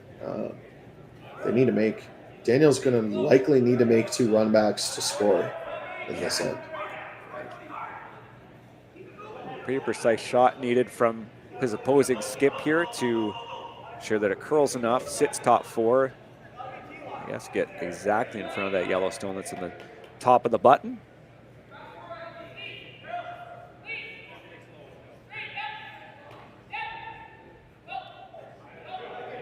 He'd be quite happy to steal in this end, considering it is the 6th. Take a lead with 1 hammer each. Wouldn't be a bad spot to be for this Saskatchewan rink. It's a pretty heavy plow here. Really making sure that they maintain speed. Line looks pretty close. You just got to get it there. That's pretty perfect. Yeah, that is a great sweep from Josh Mattern and Trevor Johnson. Great judge too. It's good to see sweepers at least somewhat like act on rocks early, even if they're just plowing. If it's a draw, you kind of know you can bring it back at the end. That was some great judging. And yeah, I did look at this mess here for Team Casper. I guess you have to make the run, or you try a slash or something, or what do you see? I don't know. I'd be pretty tempted to play like a backline double tap and at least sit second shot. Just because giving up 1 isn't awesome. Your percentage of winning goes down for sure. But giving up 2 or 3 is game over. If you miss this angle run back, you're probably drawing the lid against 3 or 4. Right. The bonus is you make this, you're in a really good spot, and you also open up another draw path even if you miss it. But big shot here by Daniel Casper. High risk opportunity here from the skip from the U.S. Can he make this angle run? Just misses both. Nearly clipped the one at the back there. And now for Team Kleiter, how do you protect this properly? Well, right now, I wouldn't say the easy, but the easier shot for 1 is the draw where they just peeled the corner guard, the draw on the right side where the Delta Harrows is. So you kind of want to block that draw off, and that's why Matt's talking about it. And this is a good, in my opinion, a good vice move to slow the skip down. Like, obviously the skip's like, well, let's just draw, put it, double tap right on the button. You almost secure a steal of 1. But slow the skipper down. Make sure you put this rock in the perfect spot. And in my opinion, the perfect spot would be crossing the center line, blocking that draw path. It doesn't hurt to be a little bit pragmatic at this point. I think the risk I guess you have if you do tap it back is you might give him a hit, right? You might roll open and you might just be able to blast something. Is that kind of the thought? Like, maybe. I don't hate the double tap because he just threw the draw. You only need 3 feet more weight. Yeah. If you tap it to the pin, you guarantee a steal 1. Yeah. So I think that's what Rylan is deciding to do.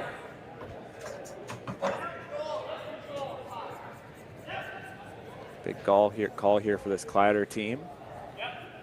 mentioned certainly guaranteeing that one, but kind of thinking like back. You just wipe his broom across the back 4. Is that kind of the weight they're thinking, or just a few feet more than what he just threw, I guess? So it'd be close to there. Yeah, about 3 feet more. Like throw back 4 weight. Sometimes I throw the shot where like I'm gonna throw T-line weight and let my sweepers just do their job. It is the mindset, because you ever overthrow this and wick and give them an easy double for 1, you feel pretty bad about it. So pretty weight tolerance here. Easy one just to give to your sweepers when these are the 2 standing over your rock here, with Josh Matter and Trevor Johnson managing this rock here. Thinking it's a little down.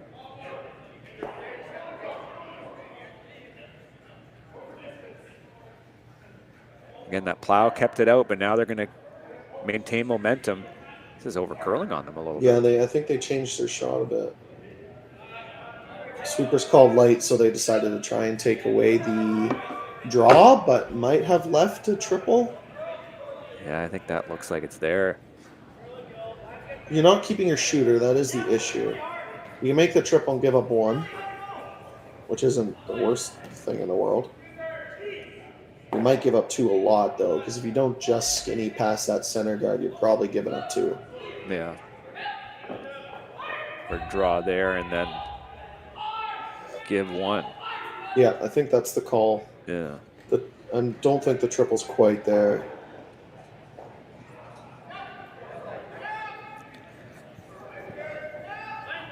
Yeah, you're likely right, but it'd be fun to see, right? Yeah. But come into that side button area. Not an easy draw, shooting against 4, 3 that are just melded together there at the top of the 4-foot. Certainly a good end here for Team Kleiter. Put the pressure on this team out of the U.S. Final stone here in the 6th end. Danny Casper already gave himself a skip's deuce in this game. Not shy of the clutch shots.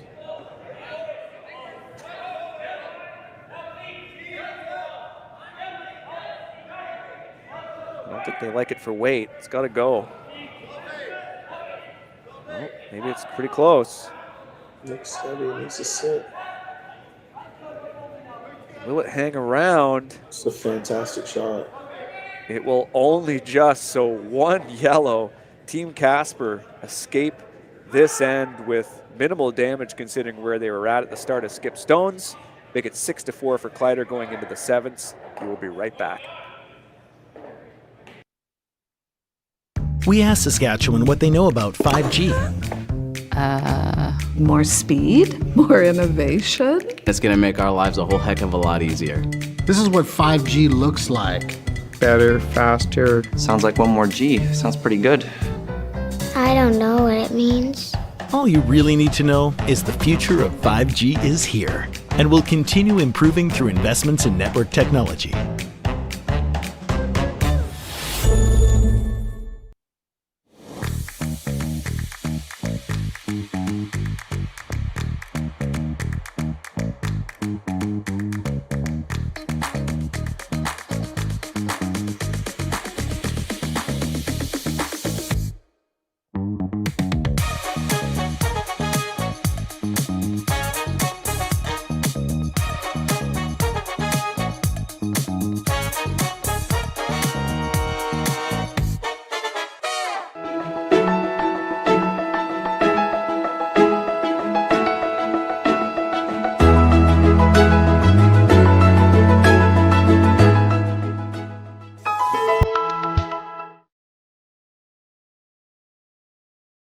Hey Ben, what's the Aztec Safety online e-learning website again?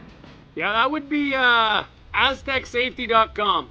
Fire extinguisher and firefighting, we'll send that one to Paul. Ah, now here's a course I should probably take. Conflict resolution. Power line safety. Yeah, I thought it might help me with my line calls. Did you know this Aztec website has over 100 safety courses?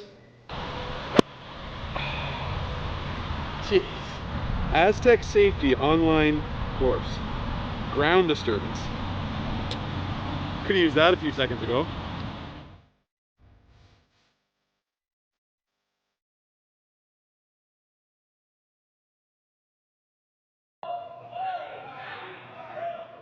And welcome back here to Swift Current, the RBC Dominion Securities Western Showdown. Team Kleiter up 6-4. And all credit to Danny Casper on that draw. I know we just sort of left briefly after it, but that was quite a clutch one coming to the back four eventually, but resting in time to just limit this Saskatchewan team to 1. Keeps their team alive after an end where they chased all end long. Yeah, it was a very clutch draw, and now they're down 2, but they have hammer and looking to score 2 or 3 here in this 7th end. And for Team Kleiter, mission accomplished. Like you go in up 1, you go into the 6th end up 1. Obviously, you're trying not to.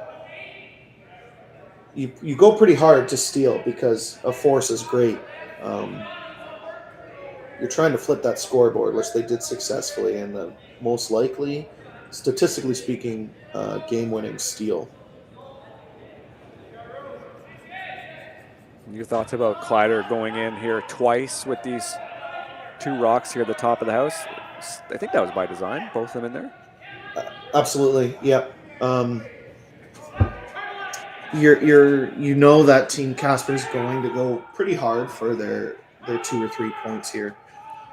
And this is a shot that wasn't played a lot in the 4 rock rule. Started seeing it more in the 5 rock rule, is the choke off of the corner guard. I generally don't play it a lot, but a lot of the top teams do. In this situation, I'd probably just throw a center guard and put pressure on the other team. But if you choke this corner guard off, the idea of it is they can't use it anymore, really, and all of a sudden that guard is useless. It's the whole point. It's a pretty precise shot, pretty important. You don't want to leave it a guard because then you're just throwing. There's 3 corner guards. You can't be behind T-line because they just freeze onto it. So pretty precise. Made pretty perfectly. You would like that rock a quarter buried, so then the back line roll under isn't there. But right, which they're intimating now is possible. Yeah.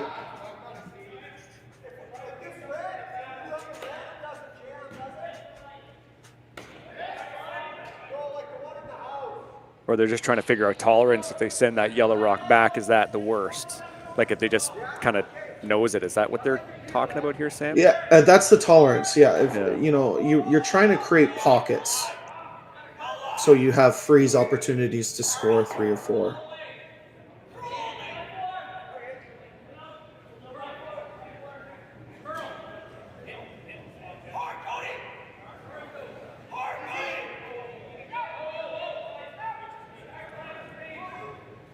Tell Richardson's not exactly keen, looking for a little bit more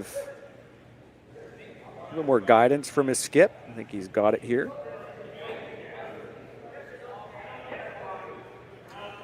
Yeah, I mean, you want to be comfortable in the hack or you're just not going to make the shot. So really important for the skip to communicate what he wants to happen and make sure his thrower is comfortable.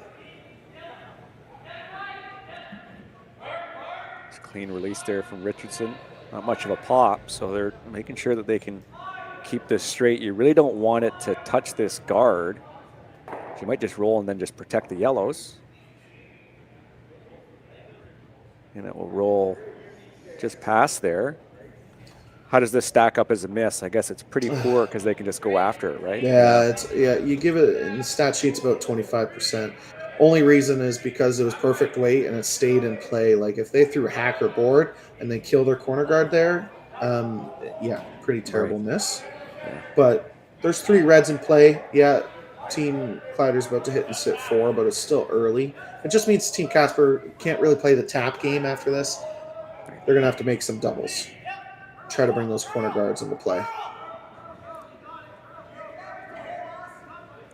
Team Kleiter just removing this redstone here. Matt Hall throwing.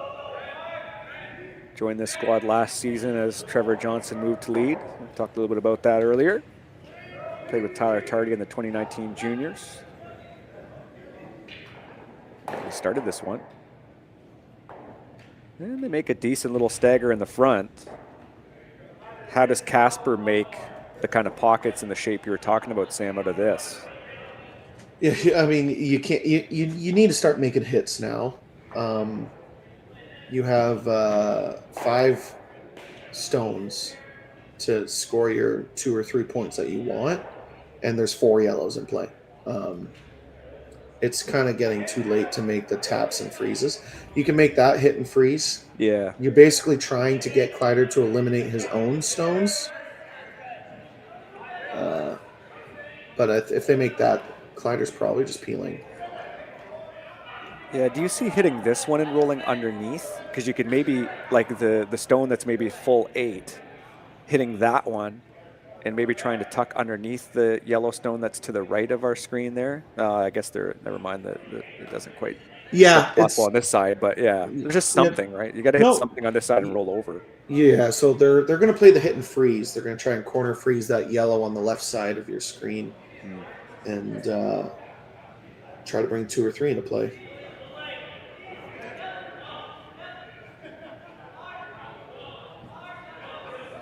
The line's pretty crucial to ensuring the shot is made.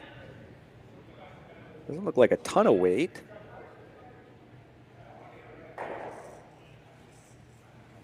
We'll end up kind of nudging that. Now that yellow stone will stick around at the back. Yeah, yellow just with the Kleiter just straight kind of pick that rock sideways and have the shooter catch, I guess. Yeah,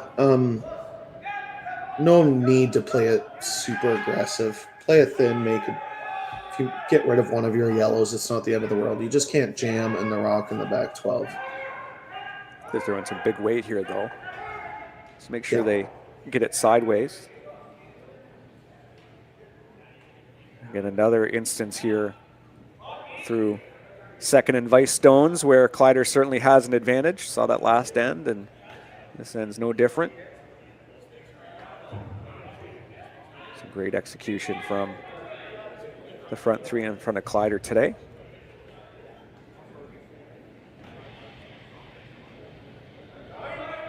Little wobble on the big weight, but secures it here. Giving this straight right away. Yeah. The main point of that shot was to not jam on the rock in the back 12. So no choice for Casper but to freeze that pocket that they have.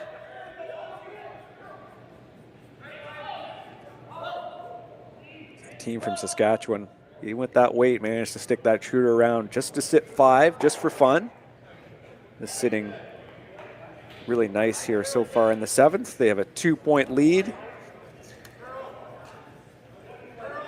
As mentioned earlier, winner moves on in the A event in this triple knockout. They'll play the winner of either Gushu, Knapp, or Pierce. Knapp and Pierce are playing now. Winner will take on Gushu. The game is tied 2-2 in the 8th end with Brent Pierce holding the hammer. Yeah, Pierce playing kind of a perfect game.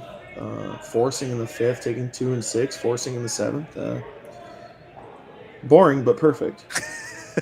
And 4 blanks, of course. Yeah. Of course. Where this rock ends up will be crucial. And not a bad little spot for that one, eh? I think with enough weight, it can wiggle through, hit perfectly. Is it worth Team Kleiter throwing is basically what they're going to be talking about, because it could jam and all of a sudden you get rid of 3 yellows and red stays. Yeah. Right. Giving up 2 isn't the worst in the world. Their main goal is not to give up 3, but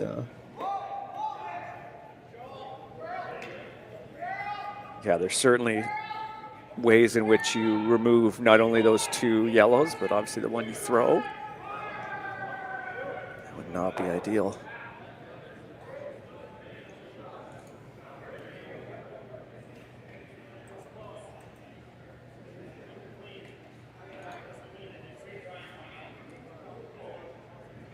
At 12:15, we have our women's A qualifier final. We'll have Kayla McMillan versus Kayla Skrillick.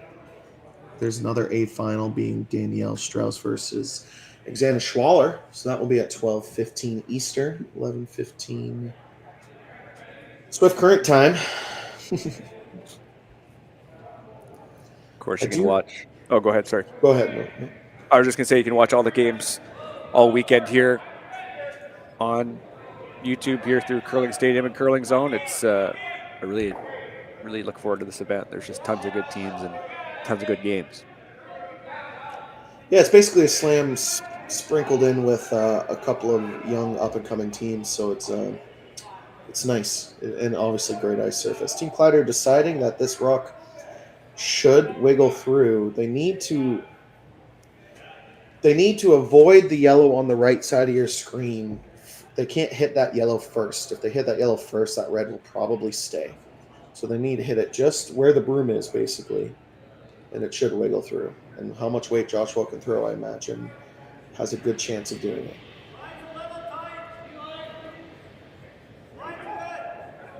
Final stone here for the Vice. Can this rock wiggle through? This looks pretty close. And it doesn't quite wiggle as much as it just speeds right through that hole. And yellow remains sitting 4. And Kleiter, or Casper rather, with that one opportunity to sink a rock, and it was unfortunate for them, didn't stick. Yeah, their freeze just didn't curl up quite enough. It needed to curl another inch, and it would have been impossible to hit out with one rock anyways. So.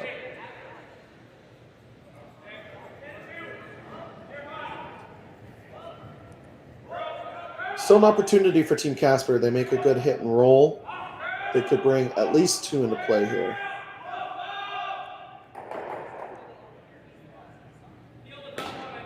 That's a pretty good outcome to at least move some of those stones. I know it wasn't ideal, but at least it's something. Your thoughts on that shot? Yeah, Luke being a little frustrated because they carved that the whole way, and it actually overcarved it by about 2 inches. Still pretty buried, still a pretty good shot, but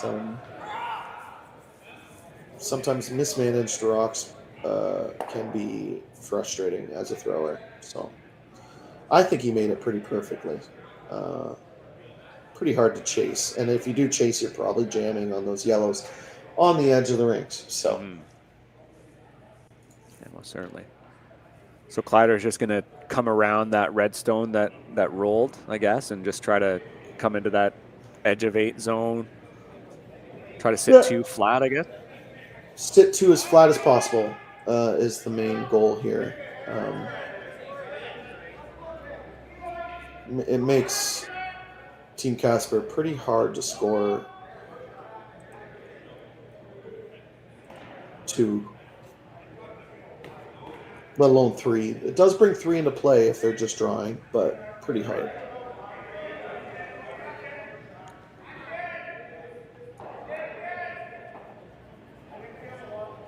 We think Rylan's eyeing up here from the hog line, just seeing if he can't get at it, or yeah, I don't think that's there. Yeah, I mean, up to you play to eliminate stones, right? So I think that's just what they're discussing, to see if it was even possible to hit it out without playing the run back. And I do think the draw's the call. I mean, other than throwing an absolute 0, so other than leaving it a guard or throwing it through, you put Team Casper in a pretty hard spot.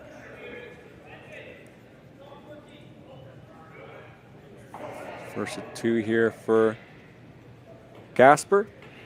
Or for Kleiter, my apologies.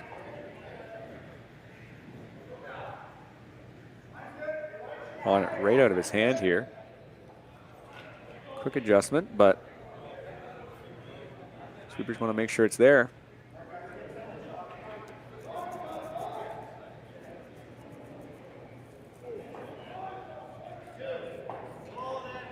It'll be down weight, and it will be just touching the edge of the 8. Great sweeping. It does give Team Casper an opportunity to bring 2 or 3 into play if this crosshouse double is made. if they decide to play it, which you can see just how steep it is on this overhead camera. Yeah, so they're discussing whether do they make the hit and roll, hope to get a miss.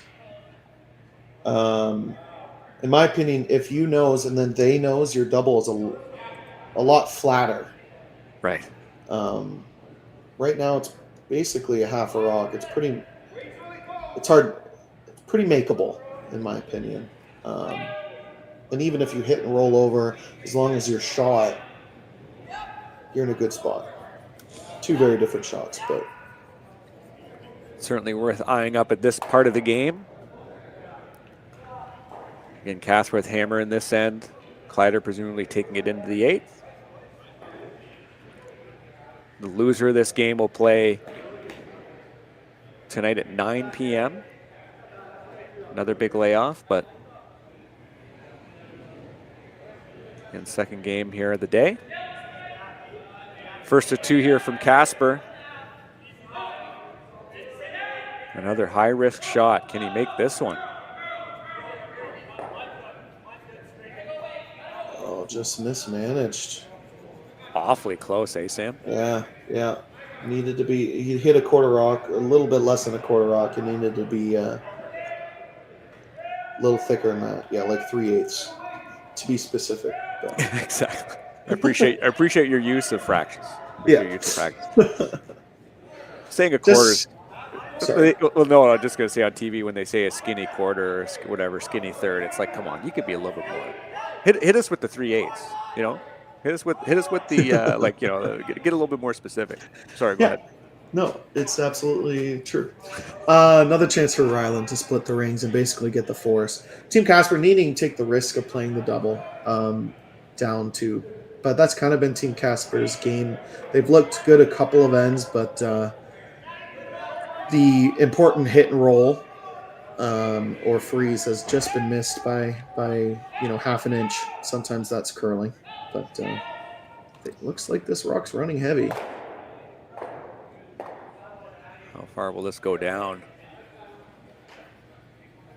Wow, it goes out of play. So uncharacteristic miss here from the skipper out of Saskatchewan, and suddenly Casper has a lifeline here for 2, I think. Yeah, they're going to need to play a backline hack waiter. Yeah, that for Rylan in that situation, you're looking to you want to throw about 3 or 4, 4 more feet of weight, and sometimes that feels like 8 feet more, and that's kind of what happened to him there. He just threw a little bit too much weight, adjusted too much. Could have a tie game here. Casper looking at this inside out, as you mentioned, kind of that backline weight. You don't need to nudge it too far, just a little bit. Make sure you get your 2. And get yet another deuce on the board here in this first draw in Swift Current.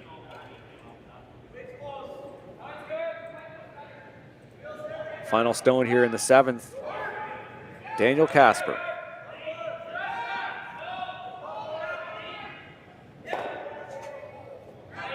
Come down right away. Comes the carve. They maybe think it needs a bit of weight too. Make sure it gets there. Make sure it bumps the yellow back. And it will do both of those. So I'd imagine that as a score of 2 here for Team Casper. And we now go into the 8th of the tie game.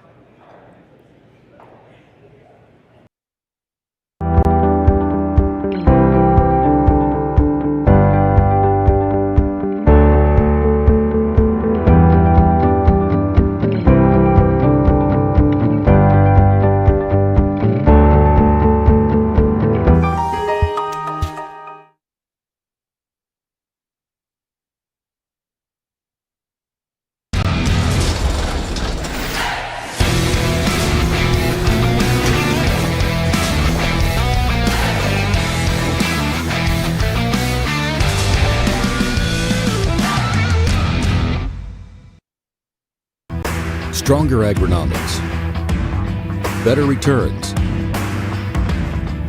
greater peace of mind from pre-seed to post-harvest. You can count on the Victory Canola program to keep you... I don't remember a time when curling wasn't a part of my life. When I wasn't putting in the sweat and hard work to be the best that I can be. Clocking in the time, the effort to practice day in, day out. Curling is more than just a game. It's a family, a community. And when it's time to play, I know I'll be ready. Hardline, supporting hundreds of our next generation athletes. Sasktel Be Kind Online wants to stop cyberbullying. Want in on the action? We award up to $1,000 for youth initiatives that help spread kindness and prevent bullying. What great idea do you have to help stop bullying? Sasktel can help. Go to BeKindOnline.com and apply for a grant today. Together, we can make a difference.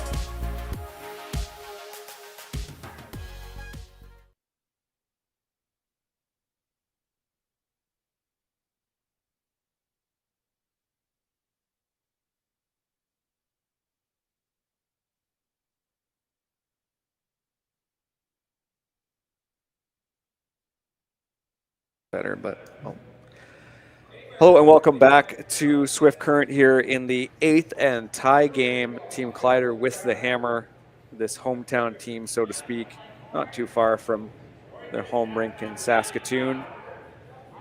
They are throwing the yellow stones. Team Casper throwing the red stones. As we have a tie game, another deuce here in the 7th for Casper. Of course, they'll be facing it a little bit here without the hammer. See that center guard there, and are they just going to try to just freeze on top of this, Sam? I don't think that was the original call. I think the original call was the 3 guard. This ran just a little deep. It's going to work out. I think Kleiter can blast and get rid of both the red and the yellow. And it's the one nice thing about having Trevor, who used to be a vice and then used to be a second. You know, you can throw PO8, and some leads can't. So, yeah, it really is useful at every level of the game, but especially at this one, that you have that ability to, especially as a skip too, to have the familiarity. You know, they've played together. There's really no doubt he was going to make this one. They played together for so long. You know, Rylan will know his tendencies. Will know where to put the broom. You know, it's not like if you have a lead who's relatively new to the team. I guess a good example will be with Casper with Oldenburg, where you know maybe you haven't got a chance to, you know, maybe you just don't have those reps of seeing as many hits from them. So when you do throw one, you're, you know, it's not only is there error from the lead potentially, but there's also error from the skip. So for Kleiter, they've got this familiarity, which is fantastic for a shot that you don't see very often. yeah, I mean, and as a lead, you don't really practice PO8 down the middle very often. No, certainly not. So, yeah, practice time is precious. You don't need to waste on that, my guy. Yeah, not normally. But well executed, and now Casper, other than throwing the tight center guard, deciding to just make a good one now and making perfect guards the rest of the end. I don't hate it, just because there's the center guard they have is a little too deep, and you can't give Team Kleiter an easy chance at a double peel, because the game is over if the double peel's made. So Kleiter, similar broom down here to send a rocket down the middle. This is Matt Hall. Looks like they're trying to play the run back. No. Yeah.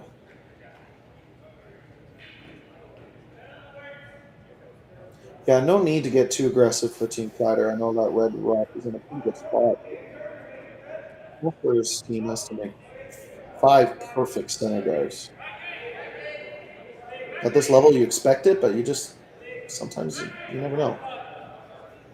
You got to play to make the other team give you a miss, and Team Kleiter is in a position to certainly do that. It's still waiting for our first final here in Swift Current. We have lots of tie games coming down to the wire. Evan Van Amsterdam with the hammer. They're tied 5-5 against Charlie Thomas. That's in the 8th. Kaltoff and Laycock also tied 5-5. Kaltoff has the hammer. And then we also have that 2-2 game, as you mentioned, with Kelly Knapp and Brent Pierce. They're in the 8th. Brent Pierce with the hammer as well. So lots of tight games here in this first day qualifier, and there's some big names obviously waiting at the next draw for them at 2:30 p.m. We've got some big names in this spiel. Sam Muybrook, John Epping, Kevin Cooey, Reed Carruthers, Matt Dunstone, Brad Gushu. Like you said, it's kind of that Grand Slam light, so to speak, here in Swift Current. Yeah, Grand Slam adding a few of the top young teams. I was going to say Canadian teams, but Casper is one of those young teams too. But, yeah, this end is going to be a little bit of rinse repeat. You're going to see the center guard and the peels all the way until either a miss has been had or Kleiter decides to make a run back or a backline tap.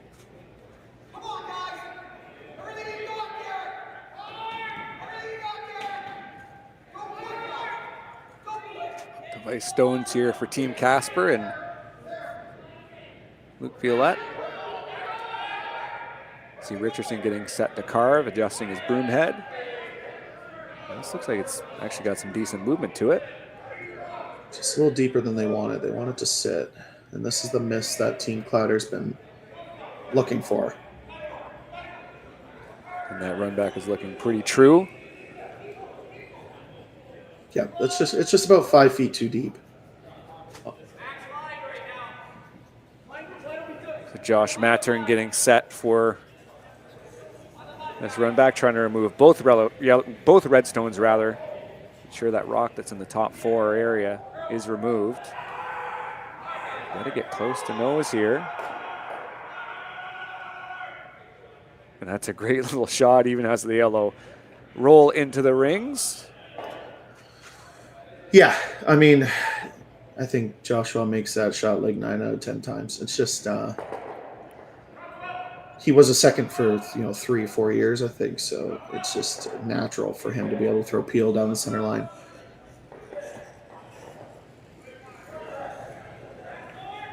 Still an opportunity for Team Casper. They can get this buried full 8 foot.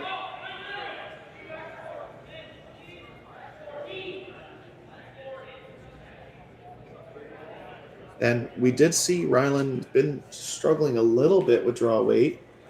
This needs to stay in the rings, though.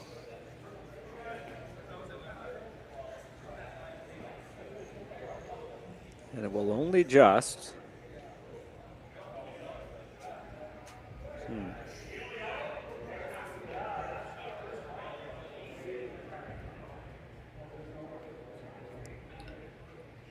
Decision time for Rylan. I think it's pretty easy. You just rip the yellow. You could draw it there. In my opinion, you have to look at what your problem stone is. And right now, if Team Casper makes a perfect draw to biting the 4 foot, you need to draw a full 4 for the win. With and he's missed a couple of draws this game, so a little scary. So I think peeling is absolutely the call.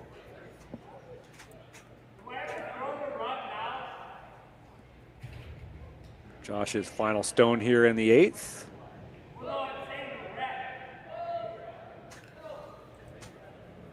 As mentioned, this winner of this team will move on to play Saturday at 2:30.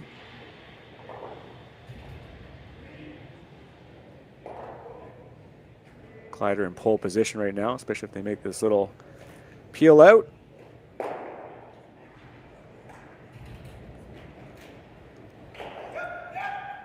Yeah, and making that, you're basically securing an open hit for the win.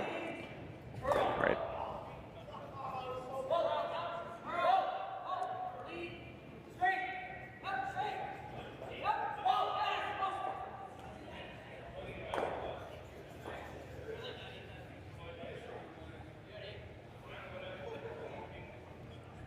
Danny Casper will draw in here to the rings.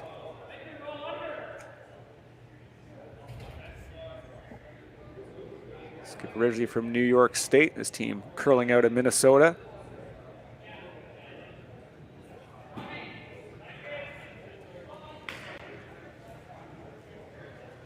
Sweepers were pretty quick to jump on this. A guard would not be ideal. Yeah, it's not the end of the world, and Yeah. but yeah, they look pretty close. That's some good sweeping. Good judge out of the hand. I'm sure that makes it into the rings. This is interesting. Yeah, Rylan's not going to want to nose this because it basically acts as a guard. As of right now, they're going to have an open hit or a draw to the 8-foot for the win. So take on the double. You make it, you make it. You don't, you don't. It's not that big of a deal. Just make sure your shooter doesn't stay in that 12-foot area. Right.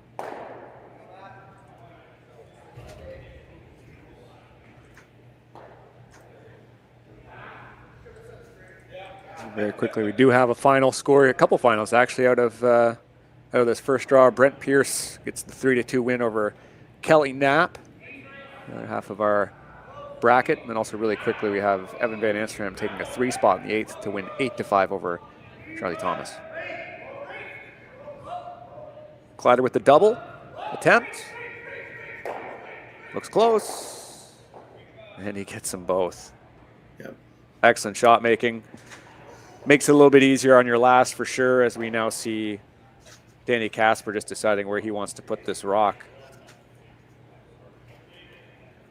Yeah, some teams feel defeated and they're like, oh, let's just put it anywhere in the rings. Maybe not at this level, but sometimes you have to look back at the game and see what kind of misses you got, which turn the other skip missed with, and just decide, you know, what part of the sheet is the trickier part of the sheet. Like, you should have a little bit of a conversation of where you think you should go. You know, the hardest part of the sheet line-wise, and maybe the turn the other skip has struggled with more. So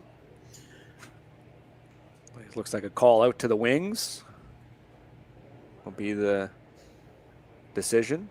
Yeah, not to speak this into existence, but at junior nationals, I drew the edge of the 12-foot. The other team hit and rolled out because of a similar situation of picking the hardest shot.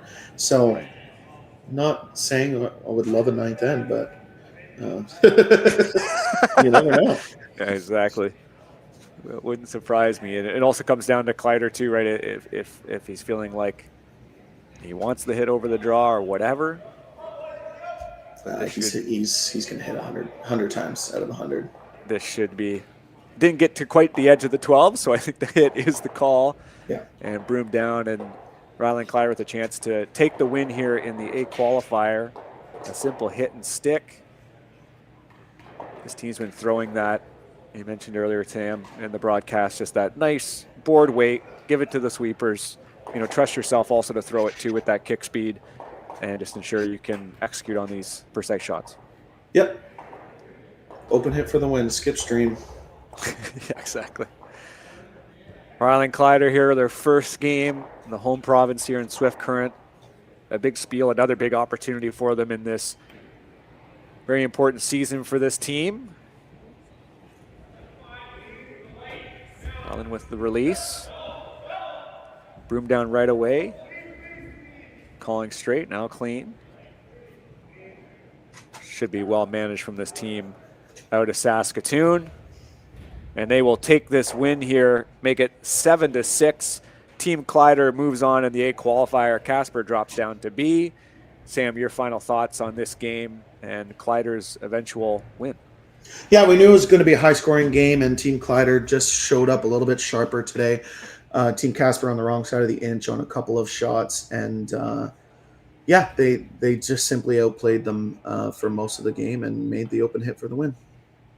For Sam, myself, and everyone here at Curling Stadium, thank you so much for tuning in. This has been the RBC Dominion Securities Western Showdown in Swift Current, Saskatchewan. Again, we've got games all weekend long here on YouTube. Feel free to tune in. Thank you so much. Have a good day. Handcrafted in Canada, Artline's Ice Pad has revolutionized curling for over a decade. Engineered with top-tier precision and durability, it is backed by an unmatched 10-year warranty. Designed for curlers at all levels to sweep effortlessly with maximum efficiency, it is trusted by the world's best curlers, including Olympic and world champions. It is quite simply the best brew in the game. Hardline. Join the revolution.